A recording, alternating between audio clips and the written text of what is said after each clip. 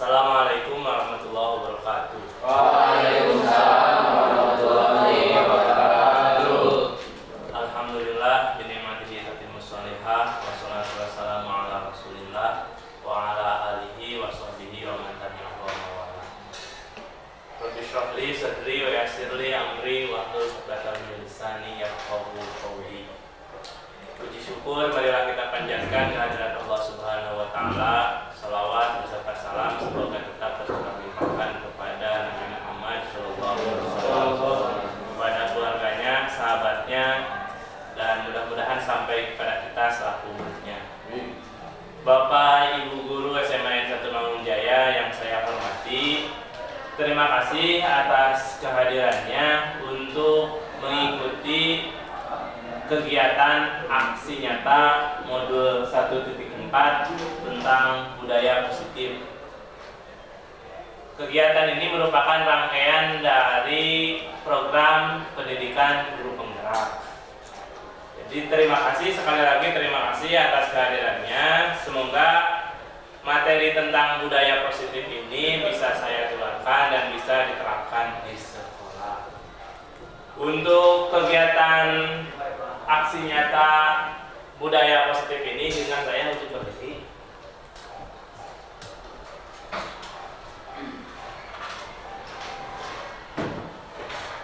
Jadi pada kesempatan hari ini kita akan membahas tentang budaya positif di sekolah. Sebelum kita masuk ke materi, ada sedikit pertanyaan semantik. Apakah Bapak Ibu setuju dengan kenyataan ini? Hukuman dapat mendisiplinkan anak. Ya, bagaimana Pak Fani? Menurut Pak Fani, hukuman itu bisa mendisiplinkan anak atau bagaimana? Kalau saya ini kurang setuju karena ini hanya jangka pendek pada kalau saya. Jadi si anak itu akan disiplin karena takut akan hukuman itu. Nanti ketika hukuman itu sudah tidak berlaku, dia tidak akan disiplin lagi. Bagus. Ada yang menambahkan atau tidak setuju dengan Pak Fani? Ada publik tidak setuju dengan Pak Fani. Hukuman dapat mendisiplinkan anak. Mungkin ini kegiatan sehari-hari kita di sekolah, gitu. Kan pasti kita ingin anaknya disiplin, punya strategi masing-masing, Bapak Ibu guru. Ada yang publik? Kalau saya tambahan, hukuman itu bisa diberlakukan bagaimana kita cara menerapkan hukuman tersebut. Macam-macam hukuman, ada yang fisik ataupun yang bukan fisik. Kalau hukuman itu berupa pendidikan yang akan menjadi mereka disiplin dan menjadi lebih baik, kenapa tidak? Berarti ya publik cenderung mendukung dengan hukuman, tapi dengan catatan tertentu ya.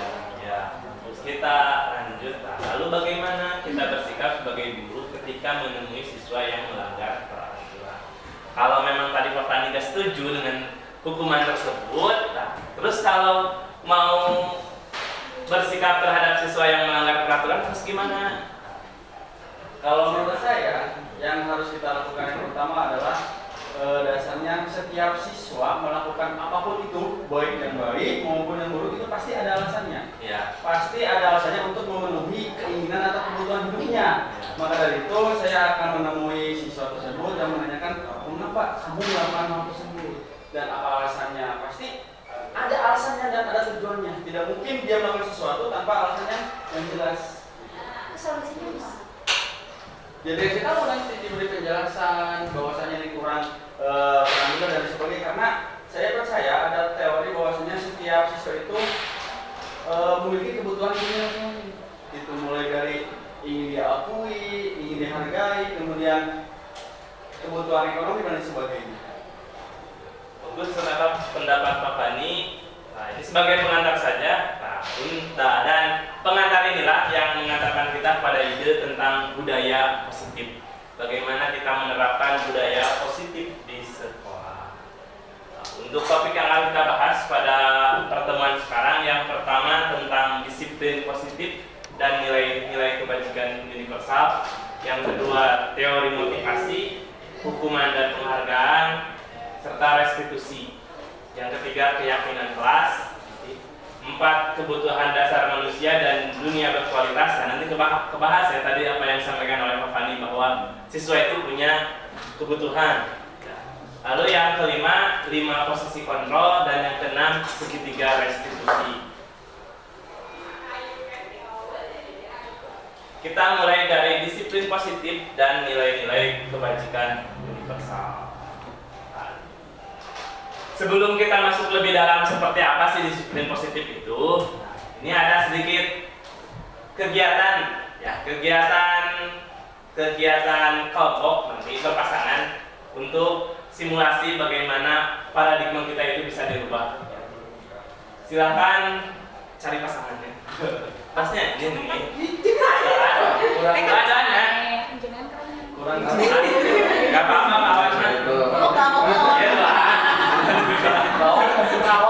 Bawan lah. Pepe. Dua ada. Pada sama itu. Pak Faisal.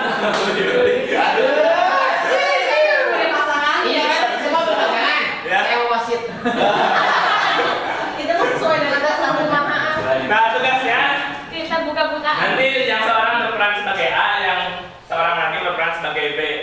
Yang berperan sebagai A itu silakan mengepalkan salah satu tangannya. Coba bayangkan bahwa Anda menyimpan sesuatu yang sangat berharga di dalam tangan Anda. Anda perlu menjaga benda tersebut sekuat tenaga Anda karena begitu pentingnya untuk kehidupan Anda. Lalu yang teman B, itu mencoba dengan segala cara untuk membuka kepalan tangan tersebut. Jadi boleh dengan membujuk, menghardik, mengintimidasi, menggoda, menggelitik, mengasih uang nggak apa-apa, mau dengan kekerasan, mau dengan apa-apa, gitu. Pokoknya Tetap bisa dijalankan simulasikan rumah tangga.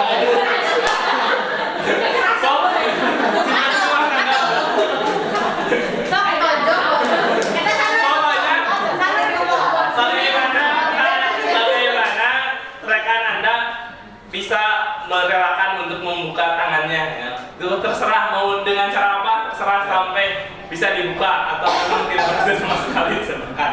Ya saya kasih waktu. Ya cukup lah 3 menit ya. Nah habis waktunya ya. Nah, sekarang kita refleksi hasil kegiatan coba membukanya ini ya. Nah apakah Anda atau B membuka kepalan tangan Anda? Mengapa? Apa alasan Anda atau B membuka kepalan tangan Anda? Ini yang harus jawab ya. Lalu kalau tidak dibuka, apakah Anda atau B menutup kepala tangan Anda? Mengapa? Apa alasan Anda atau B tetap menutup kepala tangan Anda? Dalam kegiatan ini, sesungguhnya siapa yang memegang kendali atau kontrol untuk membuka dan menutup kepala tangan? Tadi ada yang bisa membuka? Tadi ya, tadi berhasil membuka ya? Berhasil membuka. Pak Bani, kenapa tadi mau membuka kepala tangannya? Dirayu, dibujuk dan sampai akhirnya diberi suatu penghargaan, yaitu uang. Jadi yang memegang kontrol tadi untuk membuka kepala tangan siapa? Pak Bani atau Paulus? Saya Yang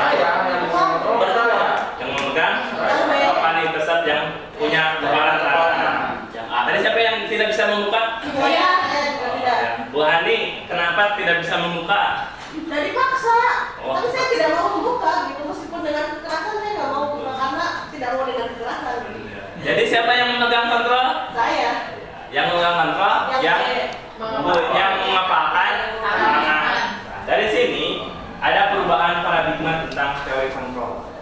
Ini menurut Dr. William Glasser bahwa ilusi guru mengontrol murid itu hanya ilusi bahwa kita itu sebagai guru tidak bisa mengontrol murid, tapi murid sendirilah yang mengontrol dirinya sendiri. Yang kedua, kritik dan membuat orang merasa bersalah dapat menguatkan karakter. Ini juga hanya ilusi. Ternyata tadi yang dikritik, yang dipaksa justru malah memperkuat kepalanya, bukan membukanya. Ya, sama dengan siswa juga ketika siswa dipaksa, dikritik, itu bukan membuka diri untuk berubah, dia malah menutup dirinya lebih dalam lagi dan tidak mau berubah. Nah, lalu yang ketiga, ilusi bahwa semua penguatan positif efektif dan bermanfaat. Tidak semua yang penguatan positif itu efektif dan bermanfaat. Misalnya dikasih uang, mungkin saja yang dikasih uangnya merasa kurang gitu, tidak mau, tetap kontrol ada di diri sendiri. Lalu ilusi bahwa orang dewasa memilih hak untuk memaksa.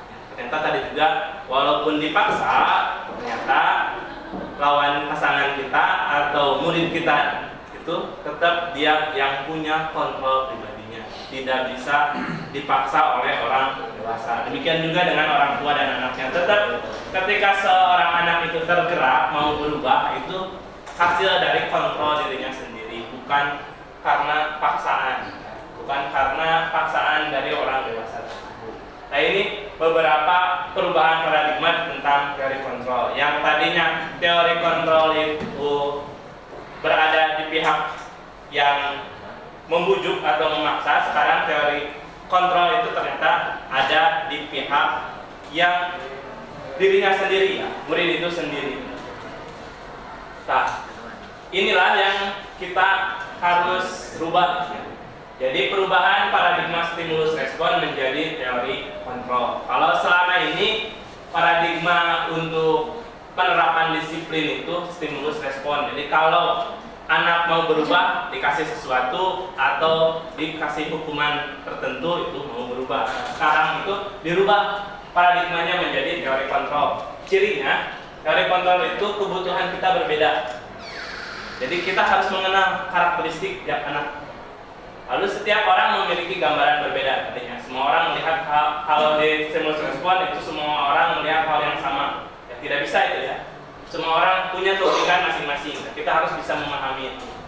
Kita berusaha memahami pandangan orang lain tentang dunia. Nah, ini harus kita pahami. Lalu semua perilaku memiliki tujuan. Nah, jadi ketika anak melakukan sesuatu itu pasti punya tujuan. Itu yang harus kita gali. Hanya Anda yang bisa mengontrol diri Anda. Jadi bukan orang lain, tapi tetap diri kita sendiri. Ya demikian juga dengan siswa sendiri yang bisa mengontrol. Anda tidak bisa mengontrol orang lain. Kolaborasi dan konsensus menciptakan pilihan-pilihan baru. Lalu model berpikir menang dan menang. Jadi di sini di teori kontrol tidak ada yang menang dan kalah. Dua-duanya harus menang. Dua-duanya mendapatkan dampak yang positif, baik itu gurunya maupun muridnya. Disiplin positif inilah yang nanti bisa jadi fondasi untuk terlaksananya budaya positif di sekolah. Sekarang kita lanjut ke disiplinnya. Jadi kontrol ini nanti tujuannya untuk mendisiplinkan anak. Setuju kalau anak-anak kita disiplin? Mendengar kata disiplin, apa sih yang terbayang di anak kita? Disiplin itu apa? Disiplin itu apa? Kawan, gimana disiplin itu apa menurut kawan? Disiplin itu orang melakukan suatu tindakan sesuai dengan aturan yang berlaku. Sesuai dengan aturan, melakukan tindakan sesuai dengan aturan yang berlaku. Mungkin ada yang mau nambahkan atau tidak setuju dengan Pak Awan? Pak Roni gimana? Kalau Pak Roni, disiplin itu apa sih? Disiplin Hampir sama, disiplin itu sesuai dengan apa yang seharusnya, idealnya seperti apa, tetapi bisa dilakukan dengan caranya masing-masing. Tujuannya ke arah sana, boleh menaati aturan, tetapi sesuai dengan caranya sendiri. Kalau di anak-anak seperti itu. sesuai, tapi caranya sesuai masing-masing. Dengan apa yang mereka inginkan dan lakukan, asal terarah ke sana. Ya, jadi bisa saya ambil benang merahnya, sama-sama punya aturan ya. Menurut kawan itu harus mengikuti aturan, menurut Karoli juga disiplin itu mengikuti aturan. Kita bahas sebenarnya apa sih disiplin itu? Disiplin menurut berasal dari bahasa Latin. Ini menurut Dr. Wilson ini. Itu artinya belajar. Atau disiplin juga berasal dari kata-kata yang sama dengan disciple, itu murid atau pengikut. Intinya, untuk menjadi seorang murid atau pengikut, seseorang harus paham betul alasan mengapa mereka mengikuti suatu aliran atau ajaran tertentu. Sehingga motivasi yang terbangun adalah motivasi intrinsik, bukan ekstrinsik. Jadi disiplin itu sebenarnya belajar.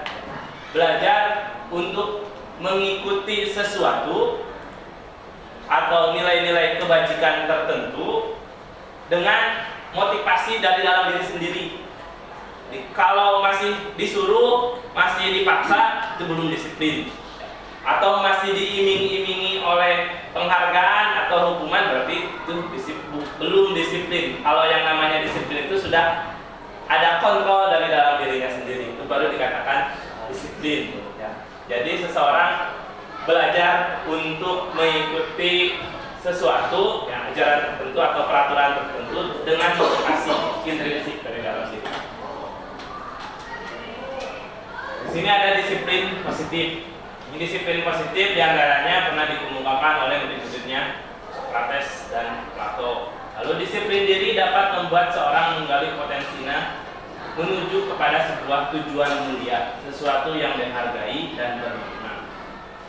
Sebagai pendidik, tujuan kita adalah menciptakan anak-anak yang memiliki disiplin diri sehingga mereka bisa berperilaku dengan mengacu pada nilai-nilai kebijakan universal dan memiliki motivasi intrinsik bukan ekstrinsik. Ya, jadi dalam menerapkan disiplin kita harus punya nilai-nilai kebajikan yang harus diikuti oleh murid kita. Nah itu harus jelas dulu nilai kebajikan seperti apa sih, nilai-nilai kebaikan seperti apa sih yang harus dilakukan oleh siswa kita, dan harus bisa menumbuhkan motivasi intrinsik dari siswa itu sendiri. Nah, ini tantangan sekarang ya. Baru nanti tumbuh disiplin positif yang menghasilkan budaya positif. Kalau menurut Ki Hajar Dewantara, disiplin positif atau disiplin diri itu berhubungan dengan merdeka. Merdeka itu artinya tidak hanya terlepas dari perintah, akan tetapi juga cakap buat memerintah diri sendiri. Nah, kalau kita sudah bisa memerintah diri sendiri untuk mengikuti nilai-nilai kebajikan, itu artinya sudah disiplin. Kalau belum bisa belajar memerintah diri sendiri, itu belum disiplin. Itu tujuan. Itu disiplin yang dimaksud di sini ya, disiplin positif. Jadi disiplin positif itu lahir dari motivasi intrinsik, motivasi diri sendiri. Nah, selanjutnya nilai-nilai kebajikan. Nah, karena yang namanya disiplin itu harus berlandaskan nilai-nilai kebajikan ini. Nilai-nilai kebajikan itu sifat-sifat positif manusia yang merupakan tujuan mulia yang ingin dicapai oleh setiap individu. Nilai-nilai tersebut bersifat universal, lintas bahasa, suku, bangsa, agama maupun latar belakang. Jadi bisa diterima oleh semua kalangan. Ini baru disebut nilai kebajikan universal. Nah, menurut Dr. William Glaser, setiap perilaku itu memiliki suatu tujuan. Lalu selanjutnya menurut Dian Gosen, itu dengan mengaitkan nilai-nilai kebajikan yang diyakini seseorang, maka motivasi intrinsik akan terbangun, sehingga menggerakkan motivasi dari dalam untuk dapat mencapai tujuan mulia yang diinginkan. Nah, jadi ada disiplin positif yang dilandasi nilai kebajikan, karena nilai kebajikan ini akan menjadi pendorong munculnya motivasi intrinsik dari siswa. Ya, pasti naluri manusia itu ada naluri-naluri kebaikan kan, ada fitrahnya. Fitrah manusia itu pasti ingin melakukan sesuatu yang baik. Nah, nilai-nilai kebajikan inilah yang nanti itu bisa membangun motivasi intrinsik seorang siswa. Nah, untuk nilai kebajikan yang ingin dicapai oleh setiap anak Indonesia disebut dengan profil pelajar Pancasila. Nah, oleh Kemendikbud sudah dibuatkan nilai kebajikan khusus untuk siswa Indonesia yang kita kenal dengan profil pelajar Pancasila. Apa saja profil pelajar Pancasila itu? Beriman bertakwa kepada Tuhan Yang Maha Esa dan berakhlak mulia, mandiri, bernalar kritis, berkebijakan global, bergotong royong, dan kreatif. Ya, jadi tujuan disiplin positif yang diterapkan di sekolah itu harus berlandaskan pada profil pelajar Pancasila. Makanya ada P5 ya. Nah, itu P5 itu untuk perwujudan dari profil pelajar Pancasila ini, bukti bahwa mulai tumbuh kedisiplinan di sekolah. Selanjutnya kita bahas lebih dalam tentang motivasi, hukuman dan penghargaan serta restitusi. Menurut Dian Gosen, teori motivasi itu ada 3 alasan. Seseorang itu melakukan suatu perilaku atau melakukan suatu tindakan itu berdasarkan 3 alasan. Yang pertama untuk menghindari ketidaknyamanan atau hukuman. Tadi ya, misalnya takut dihukum misalnya. kalau yang tidak mengerjakan tugas nanti disuruh keliling lapangan. Nah, itu kan anak-anak jadi ngerjakan tugas. Itu motivasi, tapi itu motivasinya eksternal ya. Terpaksa. Jadi nanti biasanya orang-orang yang motivasinya menghindari hukuman itu di dalam dirinya akan bertanya-tanya apa yang akan terjadi apabila saya tidak melakukannya.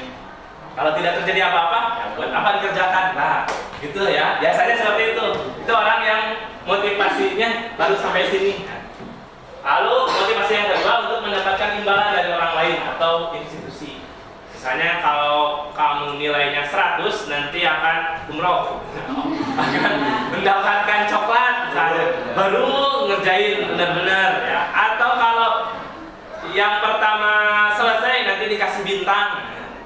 Kasih bintang itu juga imbalan kan? Imbalan. Atau dikasih apa lagi? Nilai tinggi. Mobil. Nah, biasanya orang-orang yang motivasinya untuk mendapatkan imbalan itu pertanyaannya, apa yang akan saya dapatkan apabila saya melakukannya? Jadi kalau tidak ada imbalannya, buat apa dikerjakan? Kalau kamu mengerjakan ini, nanti nilai kamu akan bagus 100. Kalau tidak ada iming-iming dapat nilai bagus, buat apa ngerjain ini? Itu motivasi, itu juga masih motivasi eksternal. Itu masih racun ya, masih keterpaksaan dari luar. Nah, yang diharapkan dari motivasi yang dulu itu, motivasi alasannya untuk menjadi orang yang mereka inginkan dan menghargai diri sendiri dengan nilai-nilai yang mereka percaya. Jadi nanti pertanyaan dalam dirinya, saya akan menjadi orang yang seperti apa gitu apabila saya melakukannya. Jadi dia punya tujuan hidup yang jelas, ya. Punya nilai-nilai kebajikan yang tertanam di dalam dirinya. Hanya ini nanti memunculkan motivasi internal. Nah, ini tujuan dari disiplin positif. Jadi munculnya motivasi internal. Sekarang kita refleksi dulu. Ada pertanyaan pemantik dulu. Menurut Anda, dari ketiga jenis motivasi tadi, motivasi manakah yang saat ini paling banyak mendasari perilaku murid-murid Anda? Jelas. Paipul, mungkin Paipul, ya murid-muridnya semangat belajarnya. Kebanyakan banyak menemukan yang pertama PD motivasi ekstrinsik gitu ya, eksternal. Eksternal maaf. Ya. Jadi motivasinya dari luar ya. Pengen apa biasanya contohnya? Biasa di tugas tadi yang sudah dikemukakan oleh Pak Dede di awal ya, ketika nanti ada tugas di nilai yang tinggi baru mengerjakan, ataupun ada hukuman gitu misal yang tidak mengerjakan tugas, nanti tugasnya akan ditambah bisa baru mengerjakan. Gitu Pak Dede. Bu Erna mungkin punya pendapat, mungkin murid-murid Bu Erna motivasinya berbeda. Enggak sih, menurut saya juga sama. Ketika murid-murid kasih tugas, terus pasti kalau saya menerapkan yang pertama yang mengumpulkan itu yang mendapatkan nilai terbesar. Jadi ada imbalan yang diberikan. Cepat-cepatnya yang mendapat nilai yang besar. Ya, kira-kira efektif itu? Iya, Efektif. Kalau tidak dikasih, pernah dihilangkan imbalannya sekali-kali? Tidak dalam jangka panjang. Bisa dicoba ya kalau dihilangkan imbalannya, apakah anak itu masih berperilaku sama atau berubah? Ini yang harus. Ini strategi apa yang selama ini Anda terapkan untuk menanamkan disiplin positif pada murid-murid Anda? Bagaimana hasilnya pada perilaku murid-murid Anda? Ini yang tadi ya, kata Berna ngasih imbalan, lalu kata Pak Eko itu ngasih hukuman, lalu siswa bisa mengikuti kita ya, bisa melaksanakan disiplin tersebut. Kalau motivasinya masih seperti itu belum menunjukkan disiplin positif. Ini yang harus kita rubah. Kita bahas apa itu hukuman dan penghargaan. Ya kan ini biasanya yang jadi iming-imingnya. Kalau ke hukuman penghargaan, Di sini ada contoh studi kasusnya. Iva kurang menguasai pelajaran matematika, pas ini untuk matematikanya. Sehingga pada saat pelajaran tersebut berlangsung, dia lebih banyak berdiam diri atau menggambar di buku pelajarannya. Kan biasanya disuruh ngetret karena menggambar. Pada saat guru matematikanya Pak Seno menanyakan pertanyaan, IPA menjadi gugup dan tak sengaja menjatuhkan tasnya dari kursi, serta tiba-tiba menjadi gegap pada saat berupaya menjawab. Seluruh kelas pun tertawa melihat perilaku IPA yang bicara tergagap dan terkejut tersebut. Pak Seno pada saat itu membiarkan teman-teman IPA menertawakan IPA yang tergagap dan malu luar biasa, dan malahan minta IPA untuk maju ke depan dan berdiri di depan kelas sambil menunjuk hidungnya karena tidak bisa menjawab pertanyaan Pak Seno. Kelas makin gaduh dan anak-anak pun tertawa melihat IPA di depan kelas memegang ujung hidungnya. Kebayang peristiwanya? Kebayang peristiwanya? Mungkin ada yang pernah mengalami atau nah, ini referensi kita. Apakah Anda setuju dengan tindakan Pak Seno terhadap IPA? Kalau setuju, mengapa? Kalau tidak setuju, menurut Anda tindakan Pak Seno terhadap IPA adalah sebuah hukuman atau konsekuensi? Ada yang bisa menjelaskan? Guru matematika ya? Guru matematika.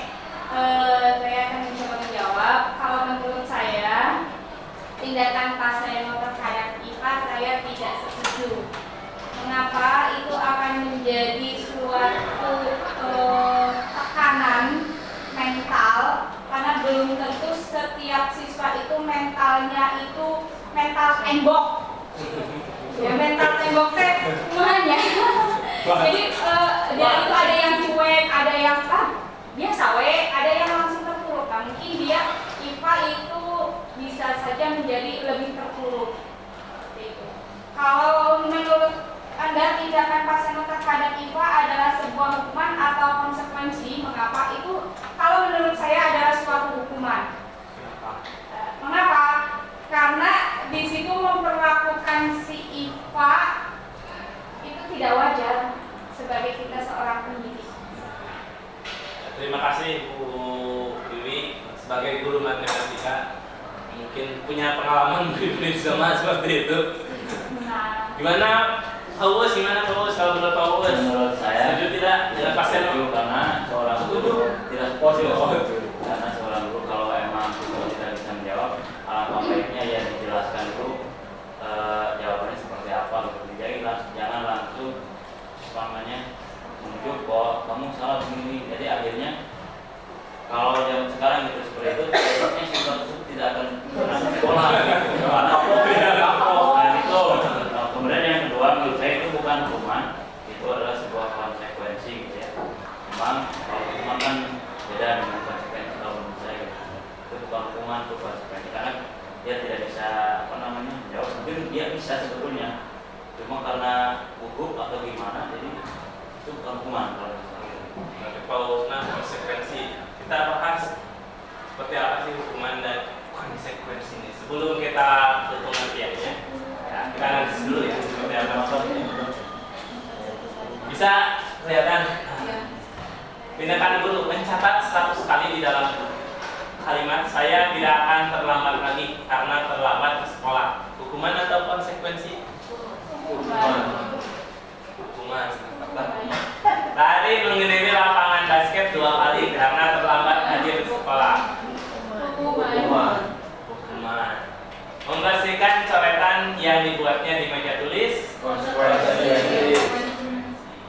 Murid diminta untuk push up 15 kali karena tidak menggunakan masker di sekolah. Hukuman. Menggantikan kertas tugas teman yang telah dicoret-coret. Konsekuensi.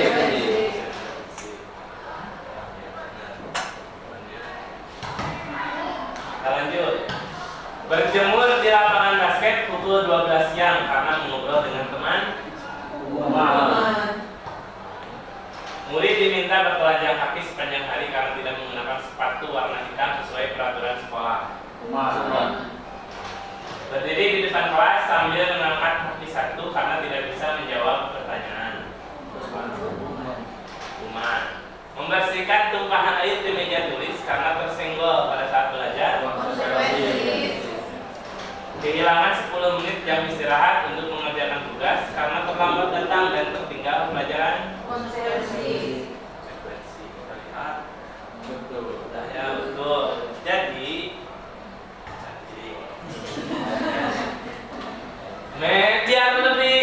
bisa membedakan ya. Duduk di bangku di pinggir lapangan pada jam istirahat tidak diizinkan bermain oleh guru piket karena mencederai teman saat bermain di lapangan. Konsekuensi hukuman Mencederai teman. apa? Jadinya Hukuman. konsekuensi. Yang tadi tidak sepakat ya, yang tadi sepakat. Terlambat hadir di pembelajaran daring 15 menit dan diminta untuk tinggal 15 menit sesudah kelas selesai untuk membahas ketertinggalan pembelajaran. Sepakat. Lari mengelilingi lapangan basket 2 kali karena terlambat 10 menit untuk pelajaran PJOK. Konsekuensi. Tidak sepakat gitu ya.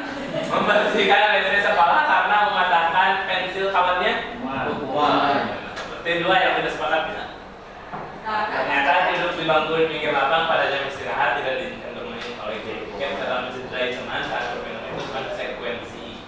Lalu lari mengelilingi lapangan basket 2 kali karena terlambat 10 menit untuk pelajaran PJOK itu konsekuensi. Kenapa konsekuensi? Karena pelajaran PJOK itu dia sambil lari.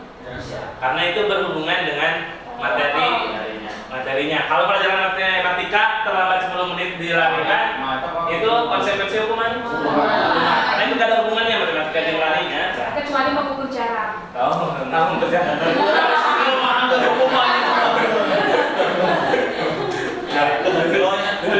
Ada keterkaitannya masih ada. Kalau masih ada keterkaitannya itu konsekuensi. Jadi apa sih hukuman dan konsekuensi itu? Apa bedanya hukuman dan konsekuensi?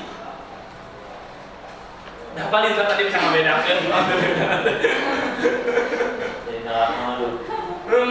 Udah bisa kan tadi bisa membedakan ini hukuman dan konsekuensi. Jadi apa bedanya? Konsekuensi itu apa yang dia perbuat, dia yang harus bertanggung jawab. Kalau hukuman? Kalau hukuman kesalahan. Kesalahan saja ya. Tidak ada kesepakatan ya. Tidak ada solusi untuk menyelesaikan masalahnya. Bukan solusi untuk menyelesaikan masalah dia. Tidak ada hubungannya dengan masalah dia. Ada yang mengatakan? Akibat konsekuensi itu berarti akibat yang harus dia tanggung ketika melakukan sesuatu yang tidak sesuai dengan kebajikan tadi yang ini. Nilai kebajikan. Nilai kebajikan. Ya. Jadi akibat yang memang berhubungan dengan apa yang sudah dia lakukannya.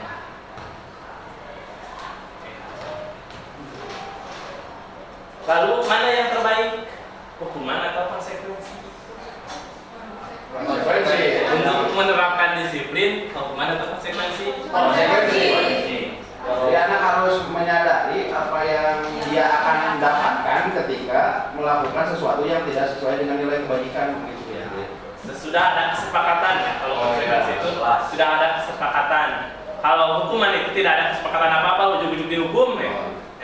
Kita tidak tahu apa resiko yang akan terjadi pada diri kita ketika melakukan perilaku tersebut. Tapi kalau konsekuensi sudah ada kesepakatan antara guru dengan murid, kalau ini akan begini, kalau begini akan begini. Ya, itu dilandasi dengan nilai kebajikan untuk pembelajaran. Lalu yang terbaik apa? Hukuman atau konsekuensi?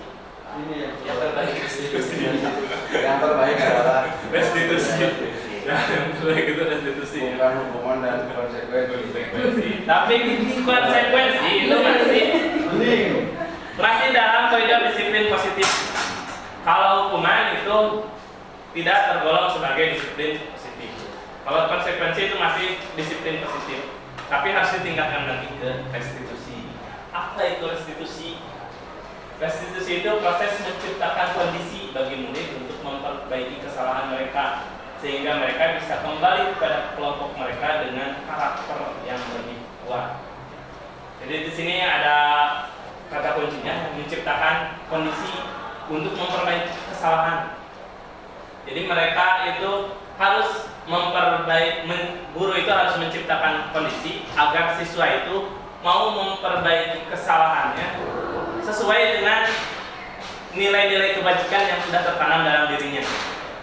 Jadi kalau konsekuensi itu masih mungkin ada instruksi dari gurunya, kalau restitusi itu lahir dari diri anak itu sendiri, dari kesadaran sendiri. Itu yang penting, kesadaran yang juga di PC itu, kesadaran itu sangat penting. Nah, restitusi itu bisa menumbuhkan kesadaran sehingga nanti muncul motivasi intrinsik internal dalam diri sehingga nanti bisa melaksanakan disiplin positif dengan baik, akhirnya lahirlah budaya positif di sekolah. Nah, ini jadi hal yang penting untuk nanti tumbuhnya budaya positif di sekolah. Nah, restitusi juga merupakan proses kolaboratif yang mengajarkan murid untuk mencari solusi untuk masalah mereka dan membantu murid berpikir tentang orang seperti apa yang mereka inginkan dan bagaimana mereka harus memperlakukan orang lain.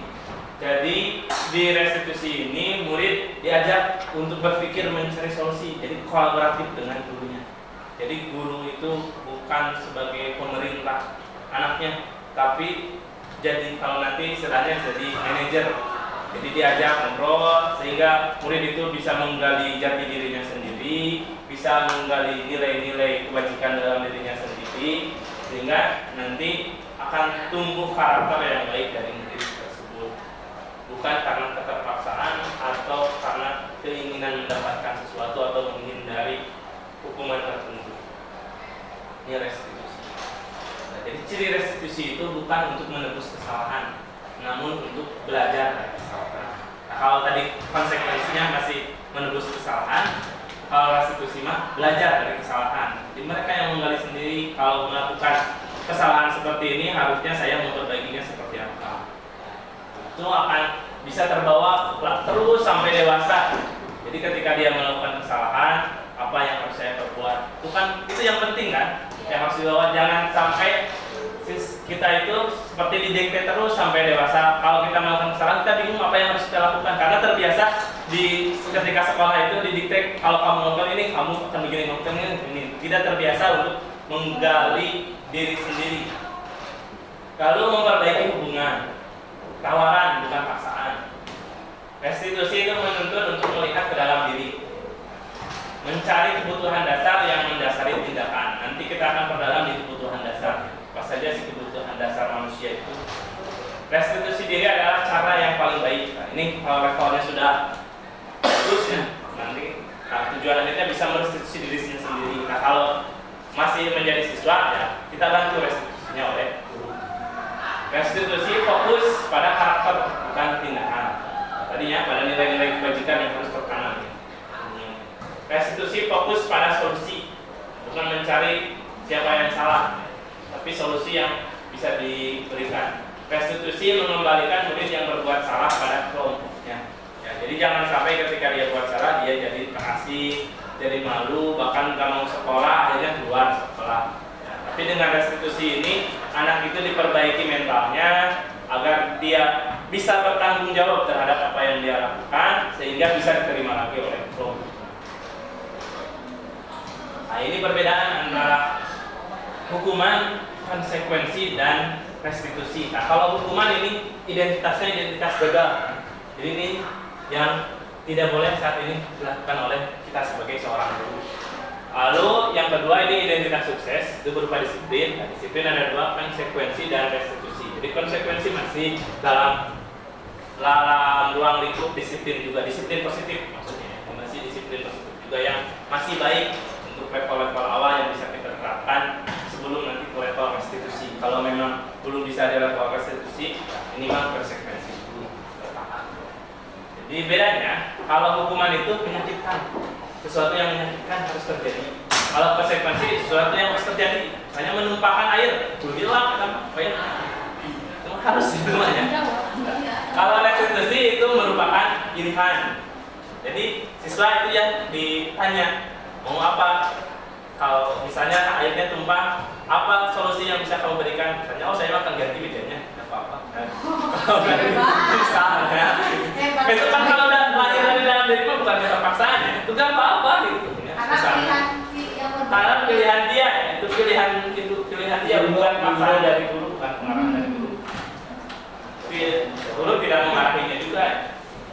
Kalau hukuman tidak nyaman untuk murid untuk jangka waktu yang panjang. Kadang bagi yang pernah dihukum waktu sekolahnya mungkin masih teringat sampai sekarang itu memori kita pernah dihukum seperti apa oleh guru. Ngomong budak zaman dari nama budak zaman baru kan rada tidak menaruh dendam yang kawan. Wah, tidak bisa ungkapan saja. Oh, tidak. Tapi memori masih teringat. Iya. Tapi tidak ada tindakan yang merugikan. Iya. Sekarang karena sampai mencegat gurunya di jalan gitu. Nah, gitu. Nah, sekarang. Merugikan kepala ya. Ya makanya kalau menurut Ki Hajar Dewantara itu pendidikan itu harus berpihak pada murid dengan memperhatikan kodrat zaman dan kodrat alam muridnya. Nah, zamannya nanti skill, kita harus bisa menyesuaikan diri dengan kondisi kondisi zaman dan alam sekarang ini. Kita nggak bisa terus menerapkan apa teori yang sudah lama kita terapkan sejak dulu dan dulu kita berhasil. Ya, budak di budak lainnya beda kan? Ya, apa masukannya beda. Makanya harus ada perubahan juga. Ya. Guru juga harus terus belajar. Ya, karena guru itu pembelajar sepanjang hayat. Ya. Kalau sudah nggak mau belajar, jangan mengajar. Yang di masalah kebutuhan tenaganya itu yang juga harus bertambah.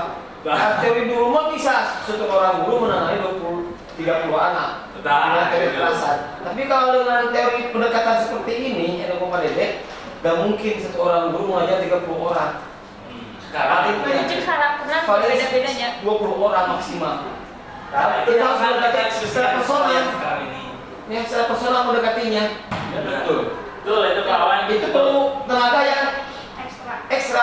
Itu nggak mungkin satu orang guru ngajar 36 orang, nggak mungkin. Apalagi ngajar 12 kelas, Pak. Bagaimana kita bisa membaca karakter anak semuanya?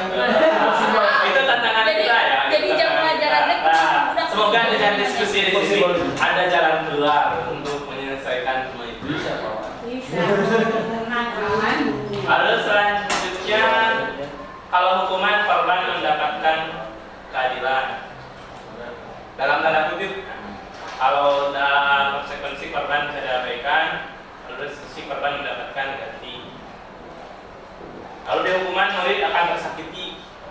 Kalau di konsekuensi itu akan nyaman. Kalau di restitusi itu akan mendapatkan penguatan. Justru akan menjadi pelajaran yang baik ketika dia melakukan kesalahan. Ya, karena sebaik-baik manusia itu bukan yang tidak pernah berbuat salah, ya. Tapi orang yang ketika berbuat salah, dia belajar mau memperbaiki kesalahannya. Orang yang tobat itu kan salah satu orang yang baik. Lalu hukuman itu memicu perilaku pasif agresif yang meningkat. Kalau konsekuensi penguatannya bertahan jangka pendek, kalau restitusi masalah terpecahkan.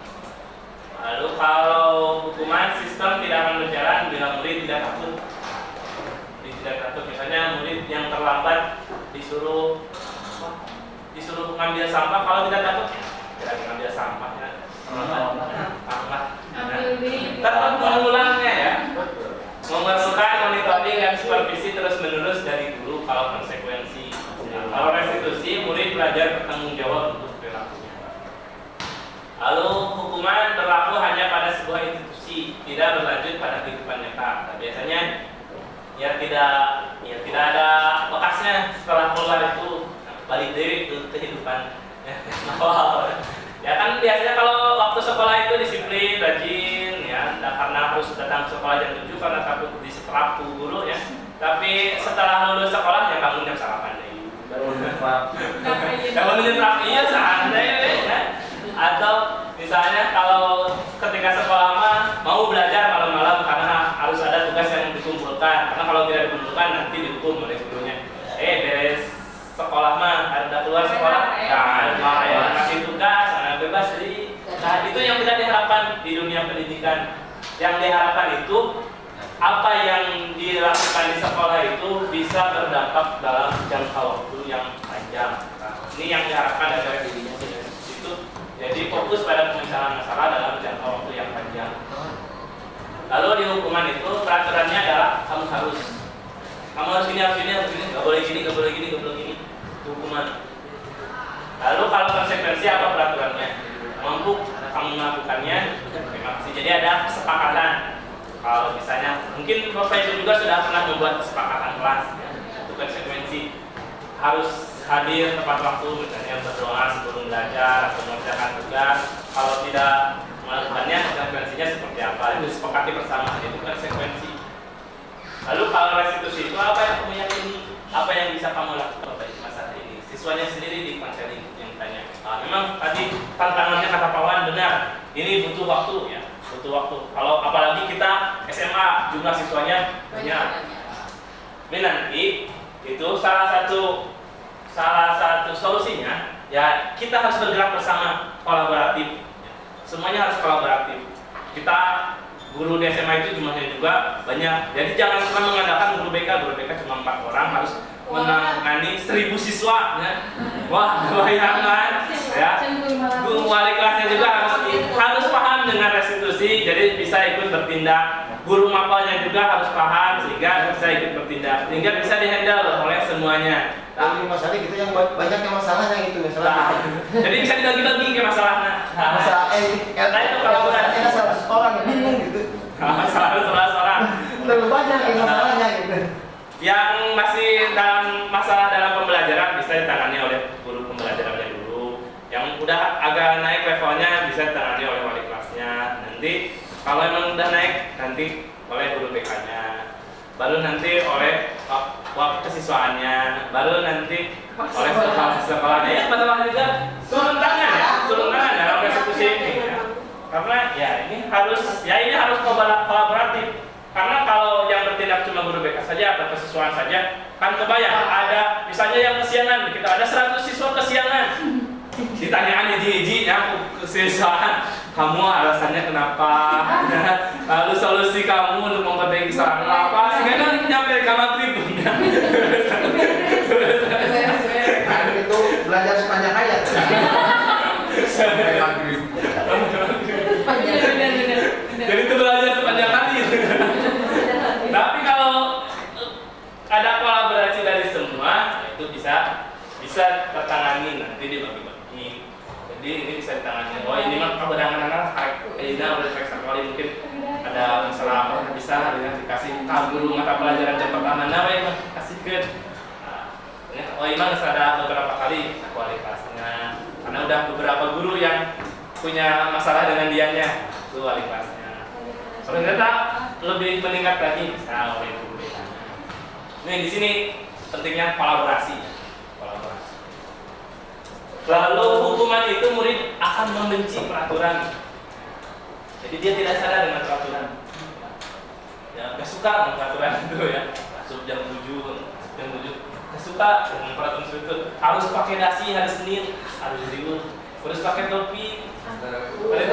Akan benci kalau dihukum. Tapi kalau ada konsekuensi, anak itu akan menghormati peraturan karena dia paham kenapa harus melakukan tersebut. Kalau restitusi, dia akan menghormati dirinya dan orang lain. Jadi dia bukan menghormati aturan lagi, tapi justru menghormati dirinya sendiri. Ini yang saya butuhkan, ini yang harus saya lakukan. Oke, kalau selanjutnya hukuman itu negatif, kalau konsekuensi itu netral, kalau restitusi itu positif. Kalau hukuman biasanya kalimatnya awas kalau dilakukan lagi, nanti awas kamu. Ada ancaman, ada hentikan. Lalu kalau konsekuensi lakukan apa yang saya katakan. Jadi ini sesuai kesepakatan. Lalu untuk restitusi, apakah hal ini yang sesungguhnya ingin kamu lakukan? Jadi menggali kontrol diri dari siswa itu sendiri. Untuk teorinya, kalau hukuman itu paksaan, kalau konsekuensi itu stimulus respon. Kalau ada stimulus, ada respon. Ini teori yang memang sudah lama berkembang di dunia pendidikan ya. Kalau zaman kuliah juga kita mengenal teori Pavlov ya. Pavlov itu ya, stimulus respon ya. Itu yang uji cobanya ke anjing ya. Kalau anjing di tiap jam tertentu dinyalakan bel, dikasih makan, dia akan keluar. Itu tandanya bahwa ada makanan. Terus beberapa hari seperti itu sampai suatu saat cuma dinyalakan belnya, nggak ada makanannya, dia tetap keluar. Karena itu stimulus respon. Ya, stimulus respon bukan kesadaran dia, bukan karena kesadaran diri sendiri, bukan karena kontrol diri sendiri.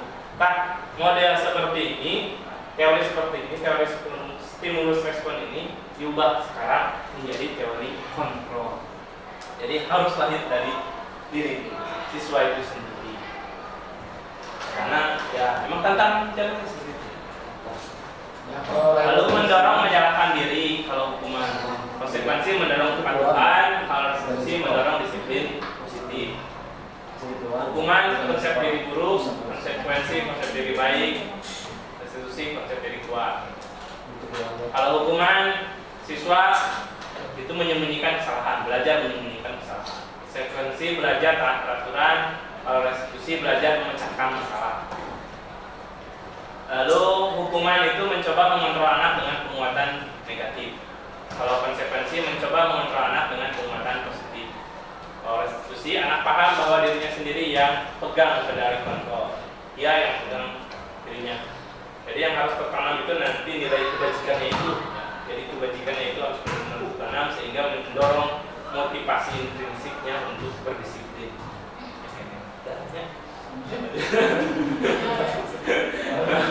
Dampaknya itu marah, rasa bersalah kalau hukuman. Kalau konsekuensi itu kehilangan hak, waktu jeda selama diri atau penahanan. Kalau restitusi itu tidak kehilangan waktu namun bersemangat untuk memperbaiki diri. Hukuman itu tiba-tiba tidak diharapkan atau sangat melukai. Kalau konsekuensi sudah diketahui, masuk akal, sudah paham. Kalau restitusi berupa undangan untuk mengadakan restitusi. Hukuman dibuat oleh guru, konsekuensi dibuat oleh guru dan murid. Lalu restitusi itu dibuat oleh murid itu sendiri. Dilahir dari diri murid itu sendiri. Hukuman itu menyakitkan. Lalu kalau konsekuensi itu membantu, membantu guru untuk mendisiplinkan. Kalau belum bisa restitusi, tidak apa-apa sih, konsekuensi itu bisa membantu untuk mendisiplinkan. Lalu restitusi itu menguatkan. Sekarang ke penghargaan. Lanjut ke penghargaan. Di sini ada contoh dari kasusnya. Tadi hukuman, kita bahas hukuman dan konsekuensi. Lalu restitusi, sekarang kita bahas tentang penghargaan. Nah, ini salah, ya ini yang mendasari motivasi juga. Ibu Anas, guru kelas 2 SD, mendapatkan masalah. Murid-muridnya tidak bisa tertib berdiri antri di depan pintu kelas dan selalu berebutan masuk ke dalam kelas setelah jam istirahat usai. Ini tentunya sangat mengganggu proses pembelajaran, di mana kelas tidak dapat mulai tepat waktu karena Ibu Anas sibuk menenangkan murid, mengadap murid-muridnya untuk waktu cukup lama. Akhirnya Bu Anas berpikir cepat dan mengandalkan stiker bintang. Setiap murid-muridnya akan masuk ke kelas usai jam istirahat. Bu Anas akan mengiming-imingi murid-muridnya dengan stiker bintang. Siapa yang dapat berdiri lurus dan berbaris rapi antri di depan pintu dapat bintang dari Bu Anas. Sebagian besar murid-muridnya menyambut tantangan tersebut dan langsung berdiri rapi di depan pintu agar mendapatkan stiker bintang. Hal ini terus dilakukan Bu Anas selama beberapa minggu karena cukup berhasil membuat murid-muridnya berdiri rapi antri di depan pintu. Sampai pada suatu saat Bu Anas sakit dan terpaksa digantikan Pak Heru tidak mengetahui tentang stiker bintang dan benar saja pada saat mau masuk ke kelas usai jam istirahat, murid-murid kelas 2 kembali berebutan masuk kelas. Apa yang terjadi? Nah, kita diskusikan kenapa bisa terjadi hal tersebut. Tadinya anak-anak itu sudah bisa disiplin, sudah bisa berbaris rapi ketika masuk ke kelas, ketika diiming-imingi stiker bintang oleh Ibu Anas, tapi ketika digantikan oleh Pak Heru, stiker bintangnya tidak ada, jadi berebut kembali masuk kelasnya. Kenapa bisa terjadi seperti ini? Karena melakukannya mendapatkan stiker bintang itu. Kalau saya mendapatkan stiker bintang ya, buat apa saya berbaris rapi? Ada yang mau nambahkan? Ajuan, gimana? Tahunya, Terima kasih Pak Dede. Saya sama mungkin dengan Bu Hani, mengapa anak-anak kembali berebut pada saat jam masuk setelah istirahat, karena melihat mungkin tidak adanya semacam mungkin penghargaan dari seperti Bu Anas tentang mengenai stiker bintang seperti itu, karena Pak Heru kan tidak memperlihatkan penghargaan seperti Bu Anas memperlihatkan tentang stiker bintang itu sendiri. Itu mungkin pandangan dari saya. Jadi siswa itu berbaris karena menginginkan stiker bintang atau penghargaan. Ketika penghargaannya itu hilang, maka disiplinnya juga hilang. Artinya penghargaan itu tidak begitu efektif untuk menumbuhkan motivasi internal, motivasi diri dari siswa. Itu hanya sebagai motivasi eksternal. Bukan itu yang diharapkan dalam disiplin positif. Yang diharapkan disiplin positif, siswa itu menjalankan disiplin karena motivasi internal atau intrinsik. Makanya ada istilah dihukum oleh penghargaan. Ternyata penghargaan itu tidak selamanya baik. Kadang penghargaan itu justru menjadi sebuah hukuman. Pengaruh jangka pendek dan jangka panjang. Biasanya penghargaan itu hanya pengaruhnya jangka pendek, jangka panjangnya tidak begitu berpengaruh. Ya apakah mungkin waktu SD ada yang pernah juara kelas, kan sekarang ya nggak ada yang mungkin lagi kan? Nggak ada. Ya rasanya kebanggaan itu udah luntur ya. Beda. Ya itu yang namanya penghargaan. Pengaruhnya jangka pendek. Lalu penghargaan tidak efektif. Jadi tidak efektif kalau hilang penghargaannya. Lalu penghargaan itu merusak hubungan. Biasanya akan terjadi persaingan. Kalau ada penghargaan hanya berlomba-lomba untuk mendapatkan sesuatu, akan terjadi persaingan, maka timbul kecemasan di siswa, maka timbul pertentangan. Saya yang paruh sebutnya, nah itu kan penghargaan. Kan? Karena dia orang itu di antara salah satu penyebab kenapa berantem karena menginginkan suatu penghargaan tertentu, ya, mereka berebut. Nah, ini bisa merusak hubungan. Lalu mengurangi ketepatan. Ini beberapa hasil penelitian, ada yang melakukan penelitian ketika seorang disuruh mengerjakan sesuatu, menjawab sesuatu dengan tepat.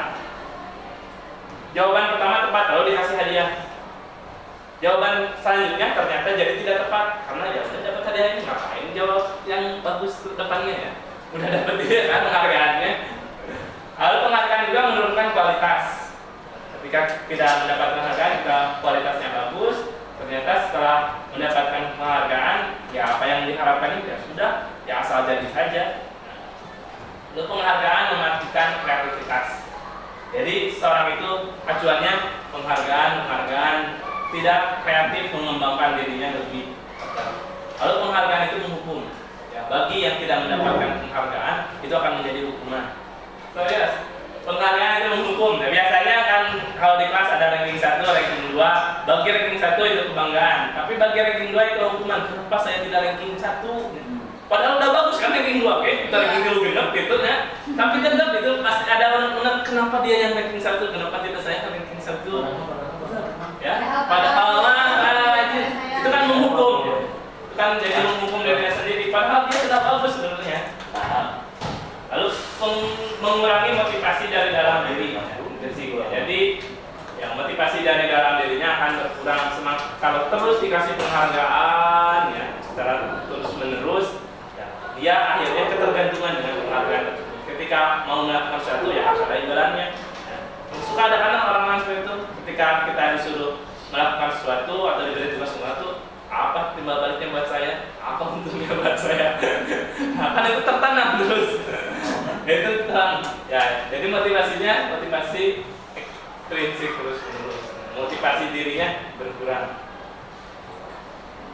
Nah, itu tentang motivasi ya. Jadi motivasi itu ya, yang harus tumbuh dalam diri siswa itu motivasi intrinsik. Harus kesadaran diri. Jangan motivasi intrinsik yang dihasilkan dari hukuman atau penghargaan. Selanjutnya kita ke keyakinan kelas. Keyakinan kelasnya masih tenang, sejam deh. Ada saja macam. Pembelajaran sekarang untuk materi selanjutnya itu keyakinan kelas. Mungkin Bapak Ibu pernah membuat kesepakatan kelas. Sini ada pertanyaan pemantik, mengapa tidak peraturan saja? Mengapa harus keyakinan kelas istilahnya? Kalau zaman dulu itu tata tertib, kenapa bukan bikin tata tertib? Kenapa bikin keyakinan kelas? Sini ada beberapa pertanyaan yang perlu kita beri. Mengapa kita memiliki peraturan tentang penggunaan helm pada saat mengendarai kendaraan roda 2 atau motor? Kenapa kira-kira harus gunakan helm? Karena untuk Menjaga keselamatan. Menjaga keselamatan ya. Mengapa saat wabah COVID kita memiliki peraturan untuk menggunakan masker dan mencuci tangan setiap saat? Kenapa? Supaya tidak gampang tertular. Ya, kesehatan, menjaga kesehatan. Jadi menjaga keselamatan dan menjaga kesehatan itu merupakan suatu nilai ya, suatu nilai yang diharapkan oleh seseorang atau istilahnya tadi nilai-nilai kebajikan. Kenapa harus keyakinan? Karena siswa itu harus mendengarkan dan memahami arti sesungguhnya tentang peraturan yang diberikan. Apa nilai-nilai kebajikan di balik peraturan tersebut? Apa tujuan utamanya diberikan? Jadi jangan sampai siswa itu cuma tahu peraturan, tetapi tidak tahu nilai kebajikan dan tujuan dari aturan tersebut. Makanya istilahnya sekarang diganti jadi keyakinan kelas. Karena nanti yang mendasari pembentukan keyakinan kelas itu bukan top down ya, bukan aturan dari atas dari guru ke siswa, tapi down top. Jadi nilai kebajikan seperti apa sih yang harus saya miliki sebagai siswa sehingga nanti terbentuklah keyakinan kelas disepakati bersama.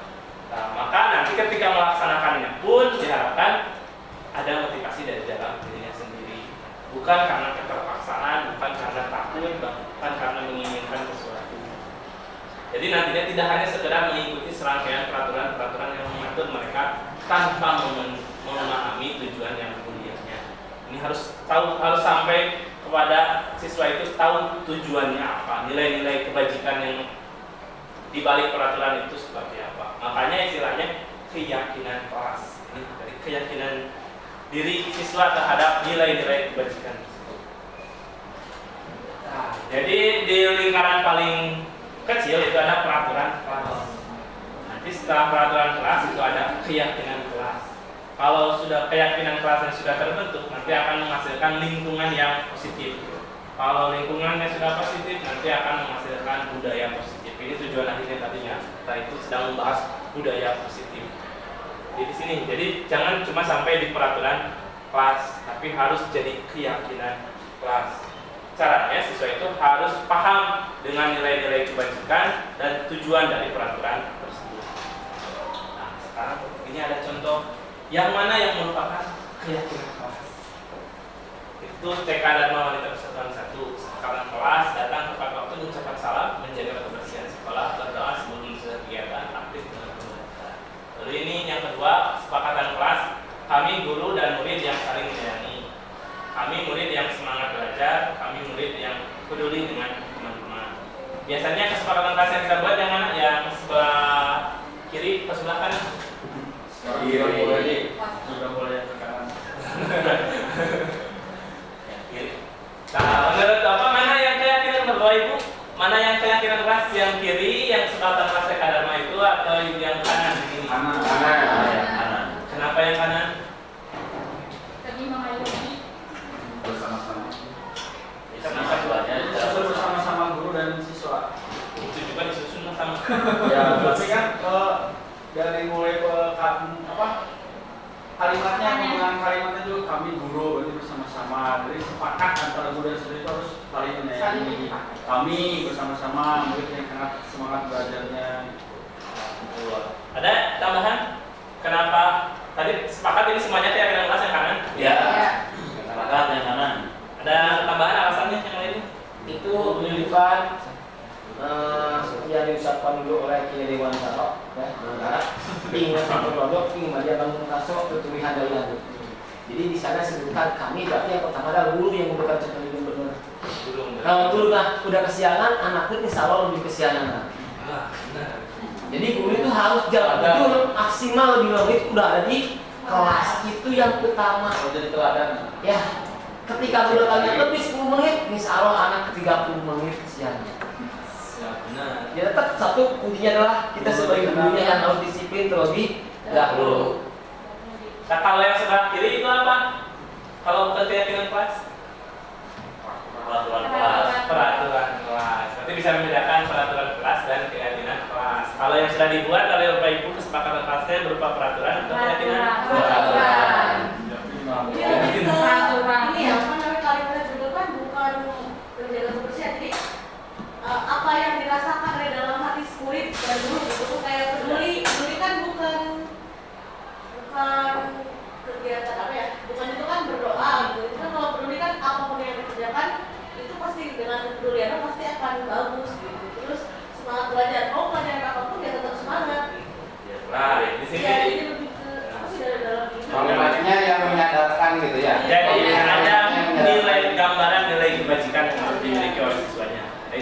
Jadi yang mendasari keyakinan itu nilai kebajikan tersebut, menyambung dengan nilai kebajikannya.